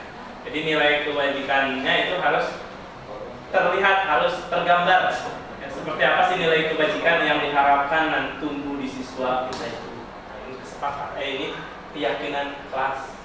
Kalau cuma berupa peraturan, nilai kebajikannya tidak nampak, itu baru peraturan. Kalau sudah berupa keyakinan itu, nilai kebajikannya sudah kelihatan. Ini pembentukan keyakinan kelas. Keyakinan kelas bersifat lebih abstrak daripada peraturan yang lebih rinci dan konkret. Kan tadi kata Bu Hani juga, kalau yang peraturan tadi jelas ya masuk jam sekian, lalu harus membersihkan, harus menjaga kebersihan. Tapi tadi kalau yang keyakinan itu peduli, masih abstrak ya. Karena itu nilai-nilai yang mendasari. Keyakinan kelas berupa pernyataan universal, umum. Pernyataan keyakinan kelas senantiasa dibuat dalam bentuk positif. Jadi jangan mengganggu orang lain. Itu berubah dengan kalimat positif, misalnya harus saling menghormati, harus saling menghargai sesama teman. Itu keyakinan kelas. Keyakinan kelas hendaknya tidak terlalu banyak sehingga mudah diingat dan dipahami oleh semua warga kelas. Ya sekitar 3-7 keyakinan kelas. Jangan 20 keyakinan kelas, nah bingung. Ya cukup segitu aja, cukup beberapa keyakinan kelas. Kalau mau mengikuti pedoman dari profil pelajar Pancasila, ya cuma 6 kan profil pelajar Pancasila. Nah itu bisa menjadi dasar acuan untuk membentuk nilai-nilai yang akan dibentuk dalam keyakinan kelas. Keyakinan kelas sebaiknya sesuatu yang dapat diterapkan di lingkungan tersebut. Semua warga kelas hendaknya ikut berkontribusi dalam pembuatan keyakinan kelas lewat kegiatan curah pendapat. Bersedia meninjau kembali keyakinan kelas dari waktu ke waktu. Nah ini, sekarang kita identifikasi, kita analisis nilai kebajikan yang dituju. Karena tadi kalau peraturan itu hanya aturannya saja, kalau keyakinan itu harus ada nilai kebajikan yang ditujunya, harus tergambar. Misalnya ada peraturan kembalikan barang ke tempatnya, bertanggung jawab. Ini nilai kebajikannya apa kira-kira? Bertanggung jawab. Sepakat yang lain bertanggung jawab kalau mengembalikan barang ke tempatnya. Apa nilai kebajikan dari mengembalikan barang ke tempatnya? Apakah tidak baik? Tidak baik. Nilai kebaikannya apa? Bertanggung jawab. Dilarang mengganggu orang lain. Nilai kebajikan apa yang ada di sana? Saling menghargai. Hadir di sekolah 15 menit sebelum pembelajaran dimulai. Disiplin. Nilai kebajikan. Dilarang melakukan kekerasan. Sayang menyayangi. Saling bertanggung jawab, jadi yang mengganggu orang lain saling menghormati. Hadir 15 menit sebelum pembelajaran menghormati orang lain. Menghargai guru ya, menghargai waktu juga, menghormati waktu. Dilarang melakukan kekerasan, keamanan, lalu saling menghormati. Nah ini pergeseran dari peraturan ke keyakinan ya. Kita belajar menggeser paradigma dari kalian. Saya yakin lah sudah diterapkan ya. Kesepakatan kelas berupa peraturan itu sudah diterapkan oleh kita. Tinggal kita geser ke keyakinannya. Dilarang menggunakan narkoba. Apa nilai kebajikannya?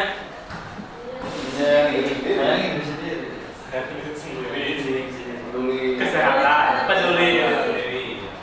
Bergantian atau menunggu giliran. Dilarang merokok.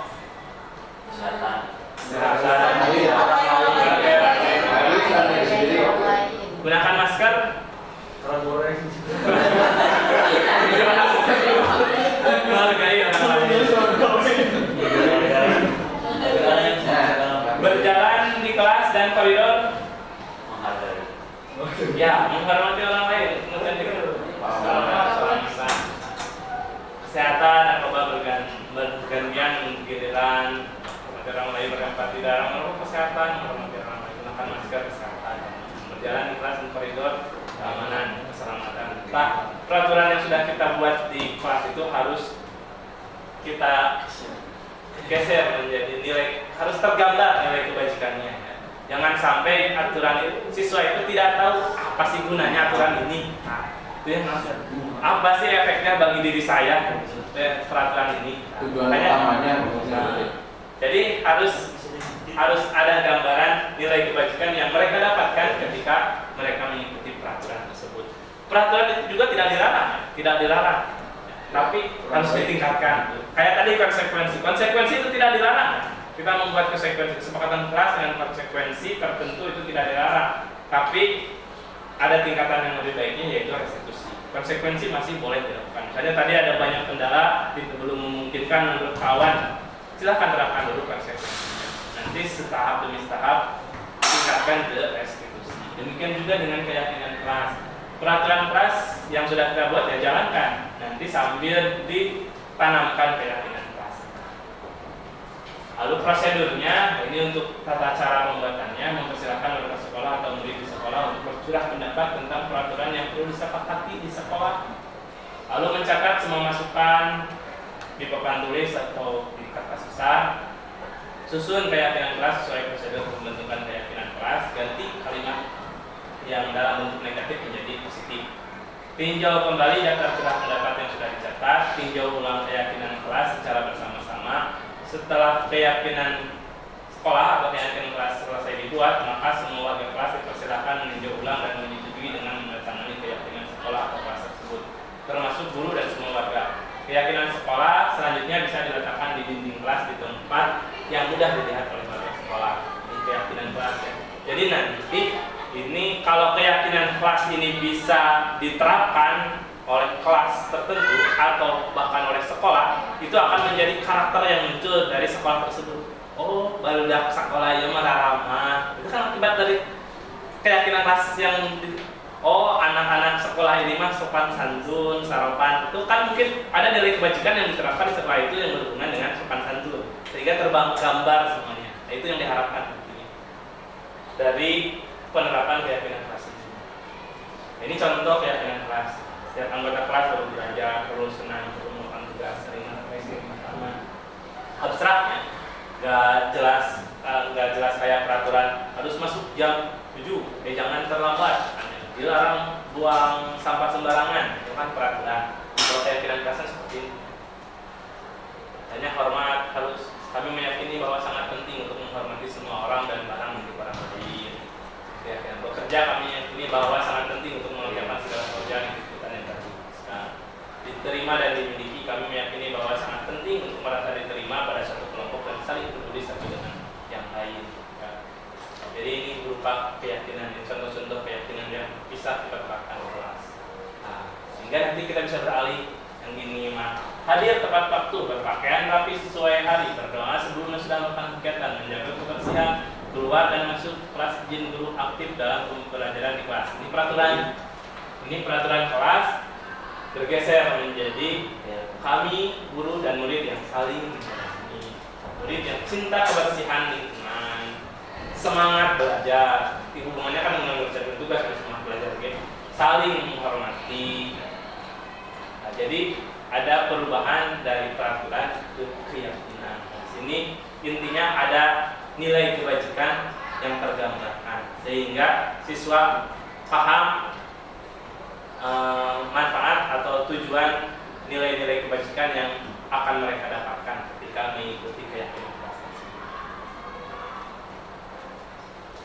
Ini untuk kegiatan pendalaman keyakinan kelas. Ini mah nanti kalau mau bikin di kelas tentang dari keyakinan kelas menjadi peraturan kelas, ini bisa nanti dijabarkan. Hormat, untuk datang tepat waktu, menyapa teman dan guru setiap hari, mengembalikan barang teman dengan pinjam dan mengucapkan terima kasih. Ini penjabaran untuk peraturan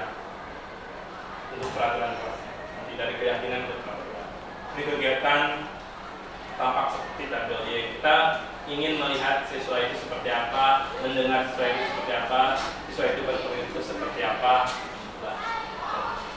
Atau kegiatan tugas saya, tugas kamu, tugas guru dan tugas murid.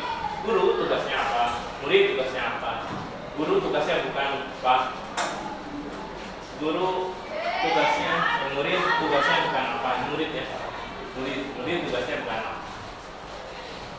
Jadi ini nanti tabel-tabel pemandu untuk membentuk keyakinan kelas yang nanti akan dijabarkan jadi peraturan kelas. Selanjutnya kita lanjut ke kebutuhan dasar manusia dan dunia berkualitas. Nah, sampai sini kita ikuti. Tadi boleh aja. Orbit.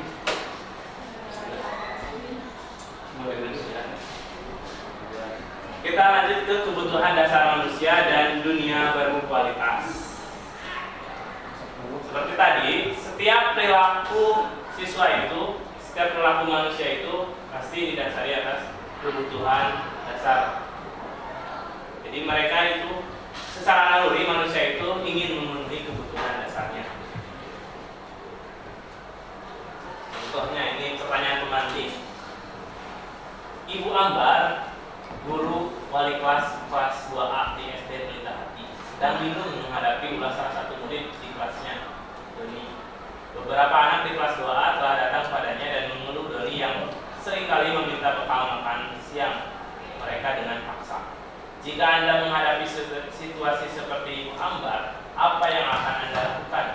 Menurut Anda, kira-kira apa alasan Doni melakukan hal itu? Ada yang bisa sharing pendapatnya? Mana? Belum tahu alasan kalau ditanya sama dosen langsung. Ya, jadi apa yang akan dilakukan oleh Ibu Ambar? Yang ngobrol lagi dulu apa alasannya, kenapa melakukan hal itu.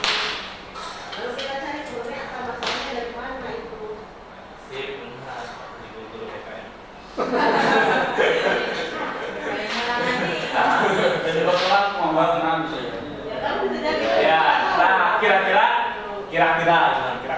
kan tadi langkahnya akan bertanya kepada Doninya. Nah, kira-kira nanti alasan Doni itu biasanya kalau yang seperti itu berdasarkan kasus-kasus sebelumnya. Itu apa? Biasanya usil. Jadi cuma buat senang-senang gitu. Buat senang-senang. Bisa jadi karena memang di rumah tidak dikasih bekal gitu. Atau memang di rumah sudah terbiasa dikasarin oleh orang tuanya gitu, diperlakukan seperti itu, jadi dia perlakukan orang lain juga seperti itu dengan paksa itu. Nah, ini nyambung dengan restitusi yang tadi ya. Jadi dalam restitusi itu diantaranya kita akan menggali alasan siswa melakukan hal tersebut. Dan secara umum alasan siswa atau manusia melakukan sesuatu itu untuk memenuhi kebutuhan dasarnya.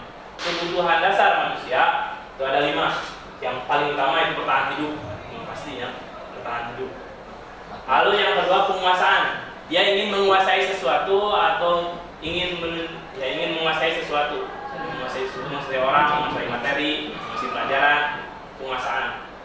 Lalu kasih sayang dan rasa diterima. Itu diantaranya kebutuhan dasar. Ingin disayangi, ingin diterima, supaya ngecaper ya enggak. Itu kurang kasih sayang kan. Itu dia ingin memenuhi kebutuhan dasarnya untuk disayangi. Semua manusia pasti ingin disayangi. Gak ada yang ingin dibenci. Lalu kebebasan, ya, freedom, ya, ingin bebas, Lalu kesenangan, ingin senang gitu, bersenang-senang ya. Tadi ada, nah itu kebutuhan dasar manusia yang bisa jadi alasan perilaku seseorang. Jadi bisa karena ingin menguasai sesuatu, karena memang butuh kasih sayang dan rasa diterima, bisa ingin bebas, atau bisa karena senang-senang saja, ingin mendapatkan kesenangan. Nah, kita belajar analisis tadi. Kira-kira kalau ini udah ditanya ya oleh gurunya, kalau tadi belum ditanya oleh gurunya. Nah, jadi langkah pertama harus nanya ke anak apa alasannya. Nah, baru nanti akan ada jawabannya. Kalau sudah ada jawabannya, kita baru bisa mengidentifikasi anak itu butuh apa. Karena ini salah satu tahapan dalam restitusi ya. Harus tahu butuh apa. Jadi kalau butuh makan, ulah dikasih HP, ya, kasih makan. Kalau butuh kuota, jangan dikasih minum ya. Pasti pulsa untuk kuota. Nah, yang sering terjadi di kita gitu, anak maunya apa, kita ngasihnya apa? Kan jadi pas-pas. Nah, makanya dalam restitusi itu kita harus menggali kebutuhan dasar apa sih yang dibutuhkan siswa tersebut sehingga penanganannya tepat. Nah, dari sini Bimo seorang anak PKB selalu berlari keluar kelas menuju jalan raya di depan sekolahnya yang ramai dengan kendaraan. Tingkahnya membuat guru Wani bingung dan seringkali lari mengejarnya. Ada beberapa kemungkinan yang diberikan oleh Bimo. Ketika ditanya, Bimo itu menjawab, "Aku bosan belajar mewarnai terus di dalam kelas." Kira-kira kebutuhan dasar apa yang dibutuhkan oleh Bimo? Kalau jawabannya seperti ini, bosan sana mewarnai wae kelas teh. Senang. Ingin Belum. tadi ada penguasaan, kasih sayang, kesenangan, dan kebebasan. Kebebasan. Jadi dia ingin bebas, ya, ingin bebas. Lalu kalau ingin bebas, kita sudah ada langkah yang kita ketahui. Oh, akhirnya mau bebas kayak gini. Kita lanjut ke kasus kedua. Dinda seorang anak kelas 3 SD. Begitu tiba di rumah, sepulang dari sekolah, menangis dan mengadu pada ibunya bahwa dia benci pada ibu-rani gurunya. Menurut Anda kebutuhan apa yang berusaha dipenuhi oleh Dinda? Jika jawabannya seperti ini, ibu guru bilang setelah ditanya oleh orang tuanya, ya, pulang dari sekolah, ibu guru bilang aku tidak boleh bersenandung sewaktu mengerjakan tugas. Katanya kelas harus tenang, tidak ada suara, kan nggak seru jadinya. Apa kira-kira kayak gimana?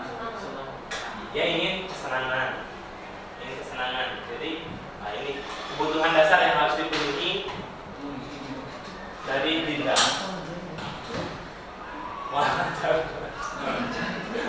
Tahun ini Dimas genap berusia 17 tahun. Ia senang sekali ketika ayahnya mulai mengajarkan cara menyetir mobil. Setiap akhir pekan ia berlatih menyetir. Ia terlihat senang sekali berlatih sampai akhirnya ia bisa menyetir mobil dengan baik dan lancar. Ketika ibunya bertanya kepada Dimas, apa yang membuat dia ingin menyetir mobil? Ketika jawaban Dimas adalah seperti ini, kebutuhan apa yang ingin dia penuhi? Biar bisa jalan-jalan naik mobil sama teman-teman. Kira-kira kebutuhan dasar apa?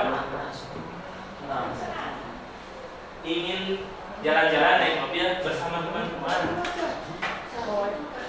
Kemudian Ada penguasaan, kasih sayang atau rasa diterima,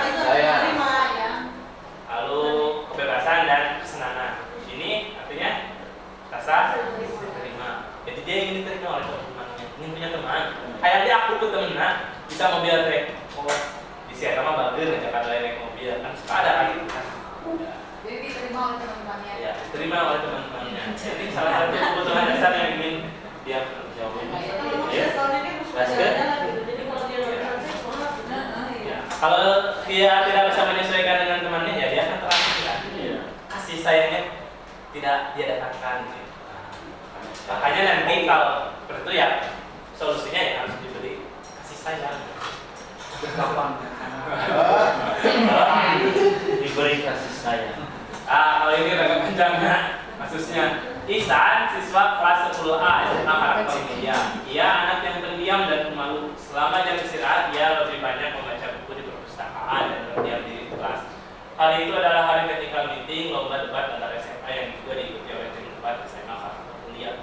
Tiba-tiba ada kabar bahwa Adit, anak kelas 10B yang sudah didaftar mengikuti lomba debat mewakili sekolah, sakit demam berdarah dan dirawat di rumah sakit sehingga tidak bisa menghadiri acara technical meeting lomba debat di hari itu. Kepala sekolah bertanya kepada guru-guru siapa yang sebaiknya menggantikan Adit. Guru-guru sepakat merekomendasikan Ihsan karena kinerjanya yang bagus di pelajaran bahasa Inggris dan pengetahuannya yang luas. Ihsan akhirnya menghadiri technical meeting hari itu. Setelah itu ia berlatih debat bersama anggota tim debat yang lain Sinta dan Indra di bawah bimbingan Pak Frans, guru pelatih debat. Mereka mewakili sekolah dan tim debat SMA karena kemudian menjadi juara umum. Sejak saat itu Ihsan berubah menjadi anak yang lebih percaya diri, tidak pemalu dan pendiam. Semua murid dan guru mengenalnya sebagai Ihsan si juara kompetisi debat. Pada jam istirahat, ia banyak menghabiskan waktu bersama teman-temannya. Ia juga semakin rajin berlatih debat dan mengikuti berbagai lomba debat. Ia menjadi ketua klub debat sekolahnya. Ia giat mempromosikan klub debat agar anggotanya bertambah dan ia juga bersemangat melatih juniornya di klub debat sekolah. Kira-kira kebutuhan dasar mana yang terpenuhi pada membuatnya berubah.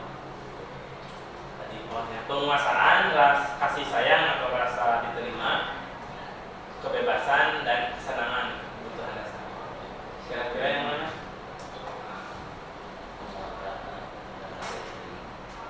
Yang kebutuhan dasar mana yang ternyata telah membuat ihsan berubah? Apa tadi Paulus? Penguasaan. Ya. Jadi dia menguasai debat. Akibat dia menguasai debat, maka dia berubah. Nah, kadang ada siswa juga yang itu kan minder karena itu bisa, ya, matematika itu bisa, jadi dia melampiaskannya pada hal-hal yang lain. Ya. Coba kalau dia bisa, pasti semangat belajarnya. Nah, mungkin, itu sisi itu yang harus disentuhnya. Masih disuruh misalnya pelajaran bahasa Indonesia disuruh bikin puisi karena itu bisa, ya dia mah bolos saya mah nongkrong di kantin dan bisa. Itu yang harus disentuhnya berarti penguasaan dia harus ada perhatian khusus biar bisa menguasainya. Kalau dia berhasil menguasainya, insya Allah nanti juga akan terjadi perubahan karena kebutuhan dasarnya terpenuhi. Nah, tapi ingat tanya dulu alasannya, karena boleh jadi kebutuhan dasar yang lain yang dia butuhkan, bukan penguasaannya, tidak selalu penguasaan. Selanjutnya dunia berkualitas. Ya, jadi dari kebutuhan dasar ini, ketika seseorang itu sudah bisa memenuhi kebutuhan dasarnya, maka akan terbentuklah dunia berkualitas, dunia yang diharapkan. Atau dunia berkualitas itu adalah tempat khusus dalam pikiran Anda, tempat Anda menyimpan gambaran representasi dari semua yang Anda inginkan. Bisa berisi orang-orang, hal-hal apa saja yang terbaik dalam hidup Anda dan membuat Anda merasa bahagia dan terpenuhi kebutuhan dasar.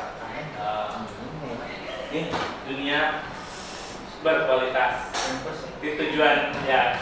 Nanti kalau terpenuhi kebutuhan dasarnya, maka akan terbentuklah dunia berkualitas dalam diri siswa itu tersebut. Kalau dunia berkualitasnya sudah terpenuhi, insya Allah nilai-nilai kebajikannya juga akan muncul. Ini yang harus dilakukan.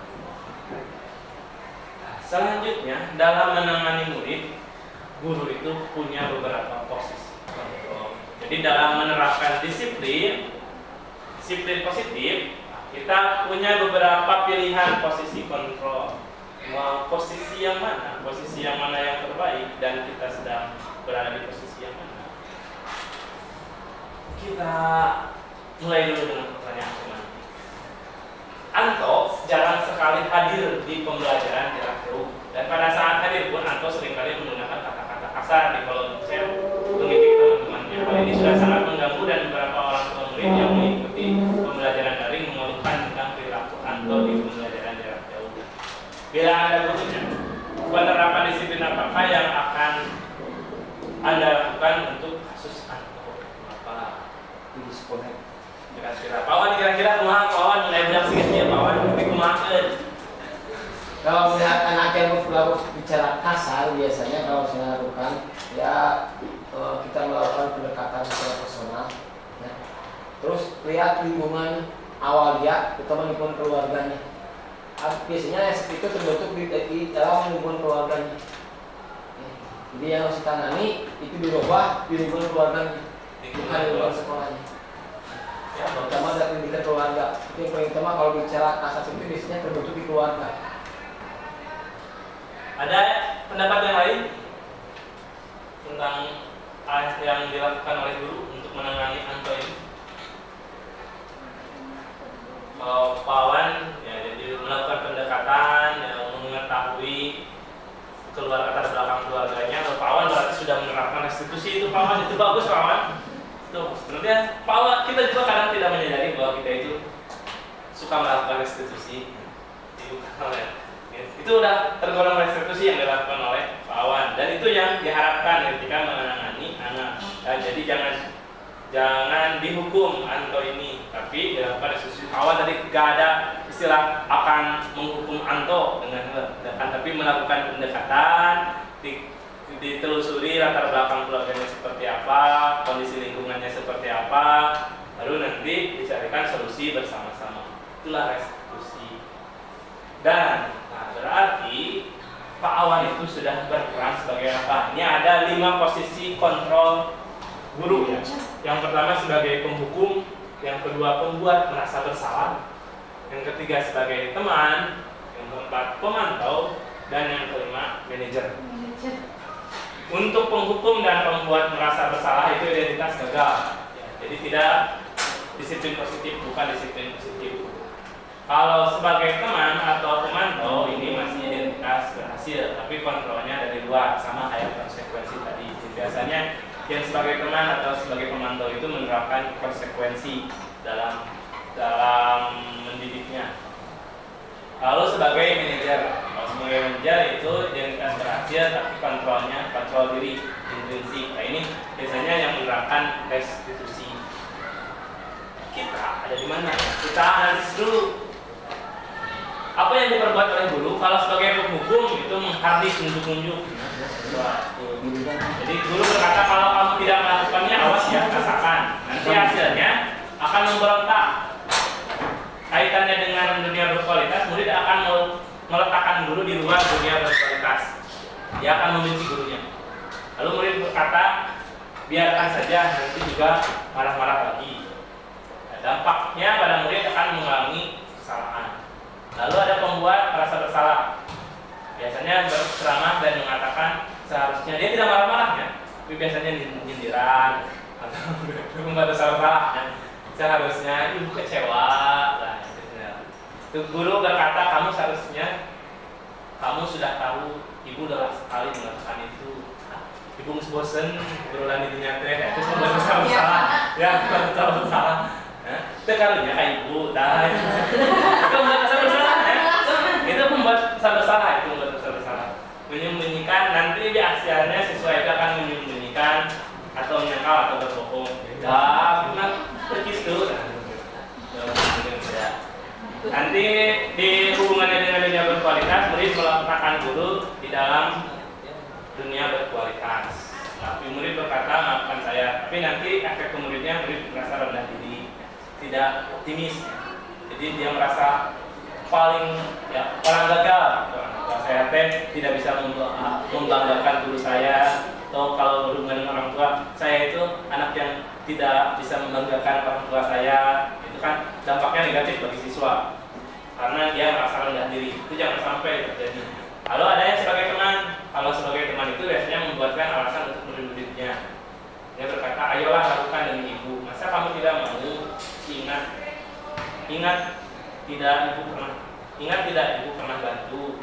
Nah, gitu kan temannya sok mungkin kebaikan gitu.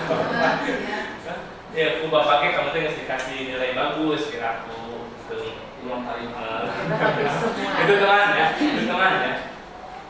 Nah, nantinya ini hasilnya akan ada ketergantungan. Di dunia berkualitas itu masih masuk dia dalam guru itu masuk ke dunia berkualitas siswanya. Itu akan diingat. Muridnya berkata, saya pikir bapak atau ibu teman saya ternyata begitu. Tapi biasanya kalau kitanya berubah, yang tadinya dekat, yang kayak best friend, agak jauh sedikit. Nanti karena sudah merasa teman, jadi kok si ibu tuh jadi gitu, jadi berubah. Itu biasanya efek negatifnya. Itu lemah ya, karena nanti dampaknya itu lemah. Ketergantungan, biasanya dengan teman itu ketergantungan. Lalu yang selanjutnya pemantau itu gurunya menghitung, mengukur. Biasanya guru berkata apa peraturannya. Nah, biasanya dengan dihubungkan dengan peraturan konsekuensi. Kalau kamu begini, kamu akan begini. Kamu ini, kamu ini. Pemantau. Taat aturan. Maka hasilnya dia akan menyesuaikan diri. Tapi bila diawasi, menurun guru nak. Bas-bas baik. Nah, ya guru nak karek bukti. Nah, murid meletakkan guru peraturan dan hukum di dunia berkualitas. Berapa banyak bintang yang saya harus peroleh, berapa halaman yang harus saya tulis. Itu menitik beratkan pada sanksi atau hadiah untuk dirinya. Jadi ada penghargaan dan masih ada konsekuensi yang ingin dia dapatkan. Nah, selanjutnya ada manajer. Kalau manajer itu mengajukan pertanyaan-pertanyaan. Apa yang kita yakini, apa yang bisa kita kerjakan untuk memperbaiki masalah ini. Jadi menggali diri siswa. Jadi ini untuk menguatkan pribadi siswa. Jadi meletakkan dirinya sebagai individu yang positif dalam dunia berkualitas. bagaimana caranya saya bisa memperbaiki keadaan siswa. Itu akan sadar diri, tumbuh kesadaran, mengevaluasi diri, bagaimana cara memperbaiki diri kita. Kira-kira, ini sebelum kesana, ini ada beberapa kalimat kira-kira guru yang mengatakan hal seperti ini masuk ke posisi kontrol mana? Saya kecewa sekali dengan kamu. Apakah sebagai penghukum? Kita membuat merasa bersalah, teman, pemantau, manajer. Kalau saya kecewa sekali dengan kamu, membuat merasa bersalah. Kamu tidak pernah benar melakukannya. Hukum pertama Penghukum, berarti penghukum. Ayo lakukan demi saya ya. Apakah kamu mau mendapatkan stiker bintang hari ini? yang selanjutnya Teman, pemantau, manajer, pemantau. Bagaimana kamu bisa menyelesaikan masalah ini? nah ini terakhir Manajer. Ya. Paham berarti Bapak Ibu ya?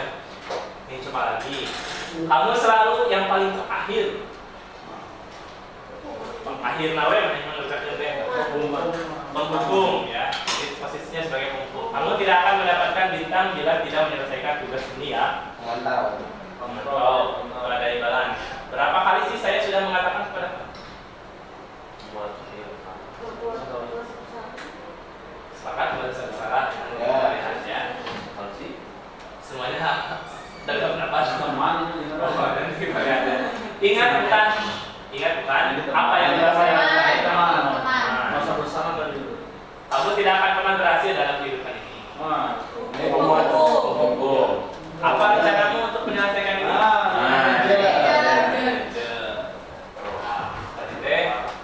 Berapa kali sih saya sudah mengatakan kepada kamu membuat rasa bersalah. Nah, sekarang kita introspeksi diri. Saat ini kita ada di mana? Kita itu sebagai penghukum, pembuat rasa bersalah, teman, pemantau, atau manajer.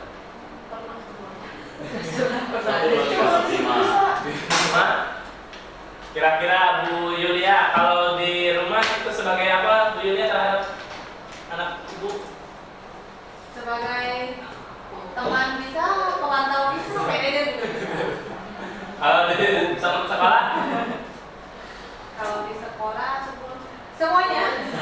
Tapi memang harusnya menjadi manajer, tapi tidak sepenuhnya seperti itu. Ya, kita masih pindah-pindah ya, Iya. belum sepenuhnya di manajer. Yang terpenting jangan 1-2 ya. Yang terpenting 1-2 sudah mulai kita tinggalkan. Iya. 3, 4, 5. 3, 4 itu masih disiplin, masih positif lah, masih positif. 5 ya. banyak tapi yang dilakukan di sini Ya, 1-2 ya itu sudah mulai harus kita tinggalkan.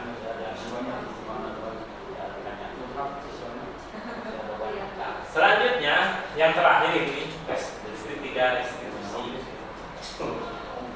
Jadi untuk menggali konsep diri siswa atau motivasi diri siswa ketika dia melakukan salah itu dengan melakukan restitusi. Apa yang harus kita lakukan dalam melakukan restitusi? Ini panduannya.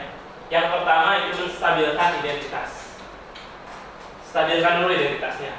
Lalu ujung-ujung ditanya apa yang akan kamu lakukan untuk memperbaikinya. Tenangkan dulu ya semuanya. Seperti setiap orang pasti pernah melakukan kesalahan. Kamu bukan satu-satunya yang pernah melakukan kesalahan ini. Ya, tenangkan dulu. pernah melakukan hal itu salah itu juga dari polisi ya. Nah, itu menstabilkan identitas. Lalu yang kedua, validasi tindakan yang salah. Kamu tentu punya alasan mengapa melakukan itu. Bertanya alasan. Adakah cara yang lebih efektif untuk mendapatkan apa yang kamu butuhkan? Nah, itu juga validasi tindakan yang salah. Baru menanyakan keyakinan. Keyakinan kelas apa yang telah kita sepakati? Kamu ingin menjadi orang seperti apa? Di kesananya, apa yang bisa kamu lakukan untuk memperbaiki ini? Nah, itu menanyakan keyakinan. Nah, ini segitiga restitusi, langkah-langkah restitusi. urutannya tidak harus seperti ini juga dan tidak harus kaku. Sudah menstabilkan identitas, validasi, menanyakan keyakinan, kita boleh loncat-loncat ya.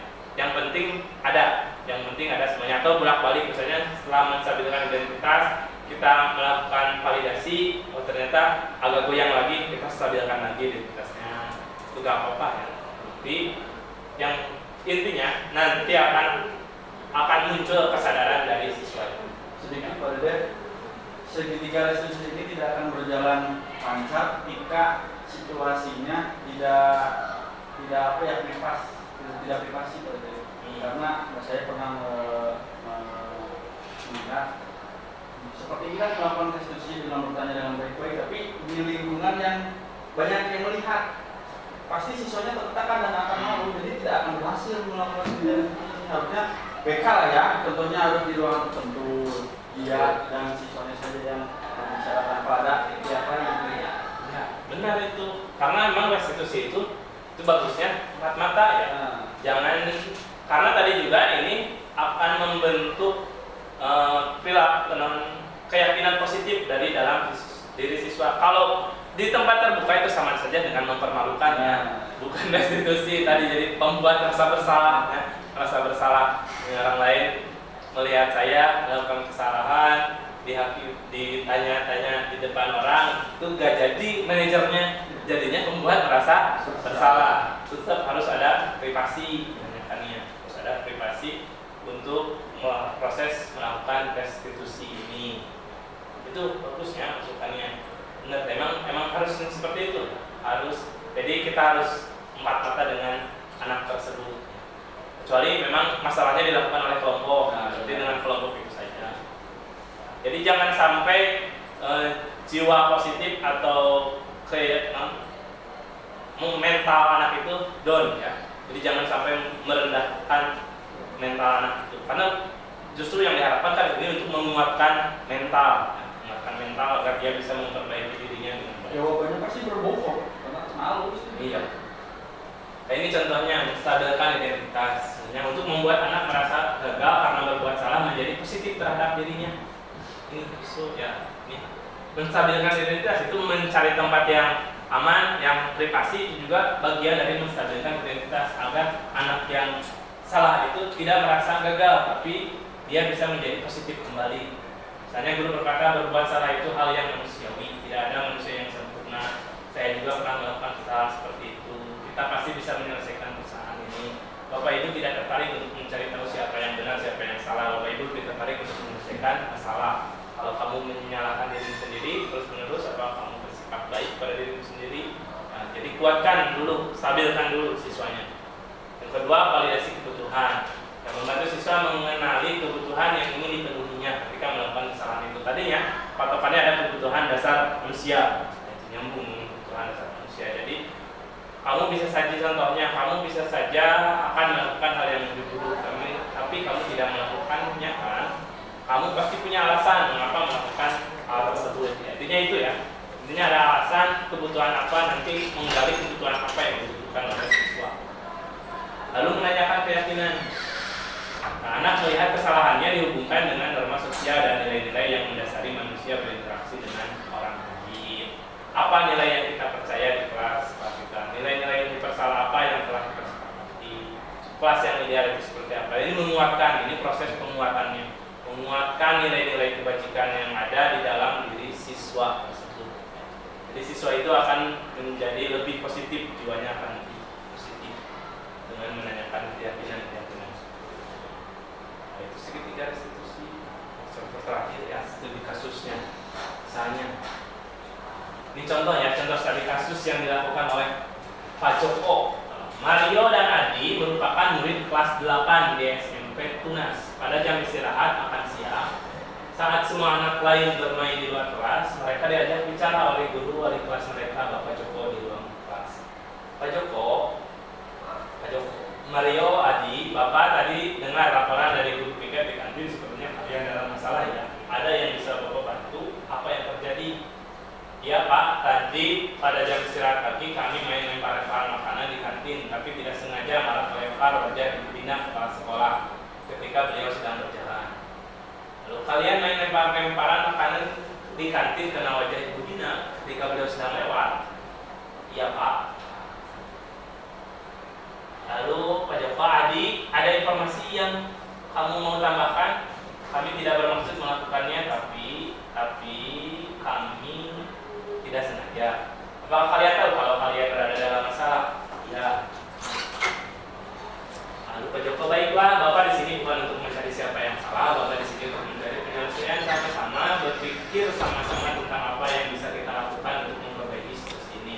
Kalian pasti melakukan itu ada alasannya. Pasti seru ya main lempar-lemparan makanan begitu. Maria dan Adi, ya Pak. Lalu Pak Joko, ya Bapak bisa melihat kalian merasa senang dan melakukannya, tetapi yang kalian lakukan merugikan orang lain sehingga sekarang kalian dalam masalah. Ya Pak. Pak Joko, sekarang mari kita bicara tentang keyakinan kelas dan keyakinan sekolah kita. Apa yang kita percaya, yang mana yang kalian belum tunjukkan. Kita harus bersikap baik satu sama lain. Jadi menghormati orang lain dan menghormati dirimu sendiri. Pak Joko, kalian berdua ingat dengan baik keyakinan kelas kita kembali kepada ketika kalian main lempar-lemparan makanan dan mengenai Ibu Dina. Apakah ketika kalian melakukan itu kalian menghormati orang lain dan lingkungan? Tidak. Tapi kalian mendapatkan rasa senang. Menurut Bapak ada cara yang untuk mendapatkan rasa senang tanpa merugikan orang lain. Bagaimana menurut kalian? Ya Pak. Nah sekarang mari kita selalu mengindahkan keyakinan kelas. Besok kita ke kantin dan kalian bisa berperilaku lebih baik lagi. Ini contoh percakapan Pak Joko dengan Mario Adi yang melakukan masalah. Dari 5 posisi kontrol, posisi mana yang dipraktekkan oleh Pak Joko? Manajer. Kenapa alasannya? Menanyakan validasi dulu kepada siswa apa yang dia lakukan, tidak menghakimi siswa, dan ya siswa juga menyadari kesalahannya. Atau melakukan restitusi ya? Restitusi. Kebutuhan apa yang berusaha dipenuhi oleh Mario dan Andi tadi tanya ya? Apa? Ya, kesenangan. Apa yang dikatakan itu dalam tahap menstabilkan identitas, validasi tindakan yang salah dan keyakinan. Tadi untuk menstabilkan identitas apa? Ya, Bapak tidak mau mencari tahu yang masalah dengan kita ya Pak. Oh iya. Tidak mau mencari tahu siapa yang salah. Yang terpenting adalah menyelesaikan masalah. Kalau validasi tindakan yang salahnya, tadi nanya apa? Validasi. Nanya yang jawabannya kesenangan tadi kan untuk kesenangan. Oh, iya. Oh, merugikan orang lain ya? Merugikan orang lain. Kamu senang tapi ya merugikan orang lain. Nah, itu validasi tindakan yang salah. Kalian menggali kebutuhannya. Lalu menanyakan keyakinan. Nah, tadi keyakinan kelas tadi sudah jelas ya, memang panjangnya ya. Dan memang keyakinan kelas yang terpanjang. Karena memang di sana intinya ya, inti restitusi di sana menanamkan keyakinan. Tapi lahir dari dalam diri. Kira-kira sesuai restitusi apa yang akan dilakukan Mario dan Adi untuk memperbaiki kesalahan mereka pada Ibu Dina. Ini pernah menjadi siswa namun untuk memperbaiki itu ya. Meminta maaf. Meminta maaf. Terus menyadari kesalahannya. Terus tidak akan mengulanginya lagi. Gimana perasaannya kalau kita setelah melakukan kesalahan lalu ditanya oleh Pak Joko seperti itu, lalu kita sadar bahwa kita itu harus minta maaf, tidak melakukannya lagi. Gimana rasanya? Lebih enak atau tidak Pak Joko? Lebih nyaman apa yang dilakukan oleh Pak Joko. Jadi tidak menghakimi siswanya. Nah, itulah yang diharapkan terjadi, itulah yang diharapkan oleh siswa-siswa kita. Siswa kita juga menginginkan ketika mereka melakukan kesalahan, kita bisa melakukan restitusi sehingga disiplin positif dalam dirinya itu akan tumbuh, nilai-nilai kebajikan yang ada dalam dirinya tertanam. Bukan sebaliknya malah membenci gurunya atau membenci peraturannya. Itu yang diharapkan dari restitusi. Nah, kesimpulannya, jadi untuk menghasilkan budaya positif ini kita membutuhkan disiplin positif. Disiplin positif ini didasarkan pada nilai-nilai kebajikan dan harus dijalankan dengan motivasi intrinsik. Motivasinya harus intrinsik, motivasi dari dalam. Karena motivasi itu ada yang berdasarkan hukuman dan penghargaan, itu yang intrinsik. Ada yang motivasi yang bisa dihasilkan melalui proses restitusi, nanti tumbuh motivasi intrinsik. Ini tujuan dari restitusi. Nanti untuk membantu proses restitusi itu bisa diawali dengan membuat keyakinan keras. Harus punya keyakinan dulu ya. Tetap restitusi harus punya keyakinan, harus punya pegangan. Karena kalau tidak punya pegangan, ya mau kemana kita berpegang? Pegangan dulu. Keyakinan keras nanti ini harus memenuhi kebutuhan dasar siswa manusia dan membentuk dunia berkualitas bagi siswa. Lalu nanti dalam menjalankan keyakinan keras ini dan restitusi kita harus mengambil posisi kontrol yang baik. Jadi tadi dari 5 posisi kontrol, yang terbaik itu sebagai manajer, atau kalau tidak manajer sebagai pemantau, kalau tidak sebagai pemantau sebagai teman, nah paling minimal sebagai teman, jangan yang buat terbawa. Lalu nanti dalam proses restitusinya ketika kita jadi manajer, lakukanlah segitiga restitusi dengan baik. Itu untuk kesimpulannya. Sebelum kita tutup, kita lakukan refleksi. Silakan Bapak Ibu ada yang mau memberikan refleksi tentang diskusi kita hari ini, perasaannya setelah melakukan diskusi seperti apa, pelajaran apa yang kita dapatkan, dan kedepannya kita harus seperti apa. Silakan, ada yang mewakili saja. Guru bahasa Indonesia yang paling jago. Belum berbicara. Papan besok. Perasaannya seperti apa, pembelajaran yang didapatkan seperti apa, dan kedepannya berarti kita harus seperti apa. Ya simpelnya perasaannya senang. Senangnya kenapa? Karena kita jadi tahu kita itu harus bisa menyesuaikan diri sesuai dengan perkembangan zaman dan alamnya. Siswa itu harus seperti apa kita lakukan. Maka dari itu kita jadi tahu bagaimana cara melaksanakan pendisiplinan secara positif, bukan sebatas sebagai penuntut terus, tapi sebagai penuntun. Jadi apa yang harus kita lakukan ke depannya, kita harus bisa menuju kepada yang tadi yang itu, yaitu menciptakan budaya yang positif. Itu pada mungkin dari yang lainnya. Terima kasih Pak Fani untuk pertemuan diskusi kita hari ini. Cukup sekian. Terima kasih atas kontribusinya Bapak Ibu. Mohon maaf atas segala kekurangannya. Wassalamualaikum warahmatullahi wabarakatuh. Waalaikumsalam warahmatullahi wabarakatuh. Ingat ya tulanan. Ya, cangkul ya. Ya tulanan kawan.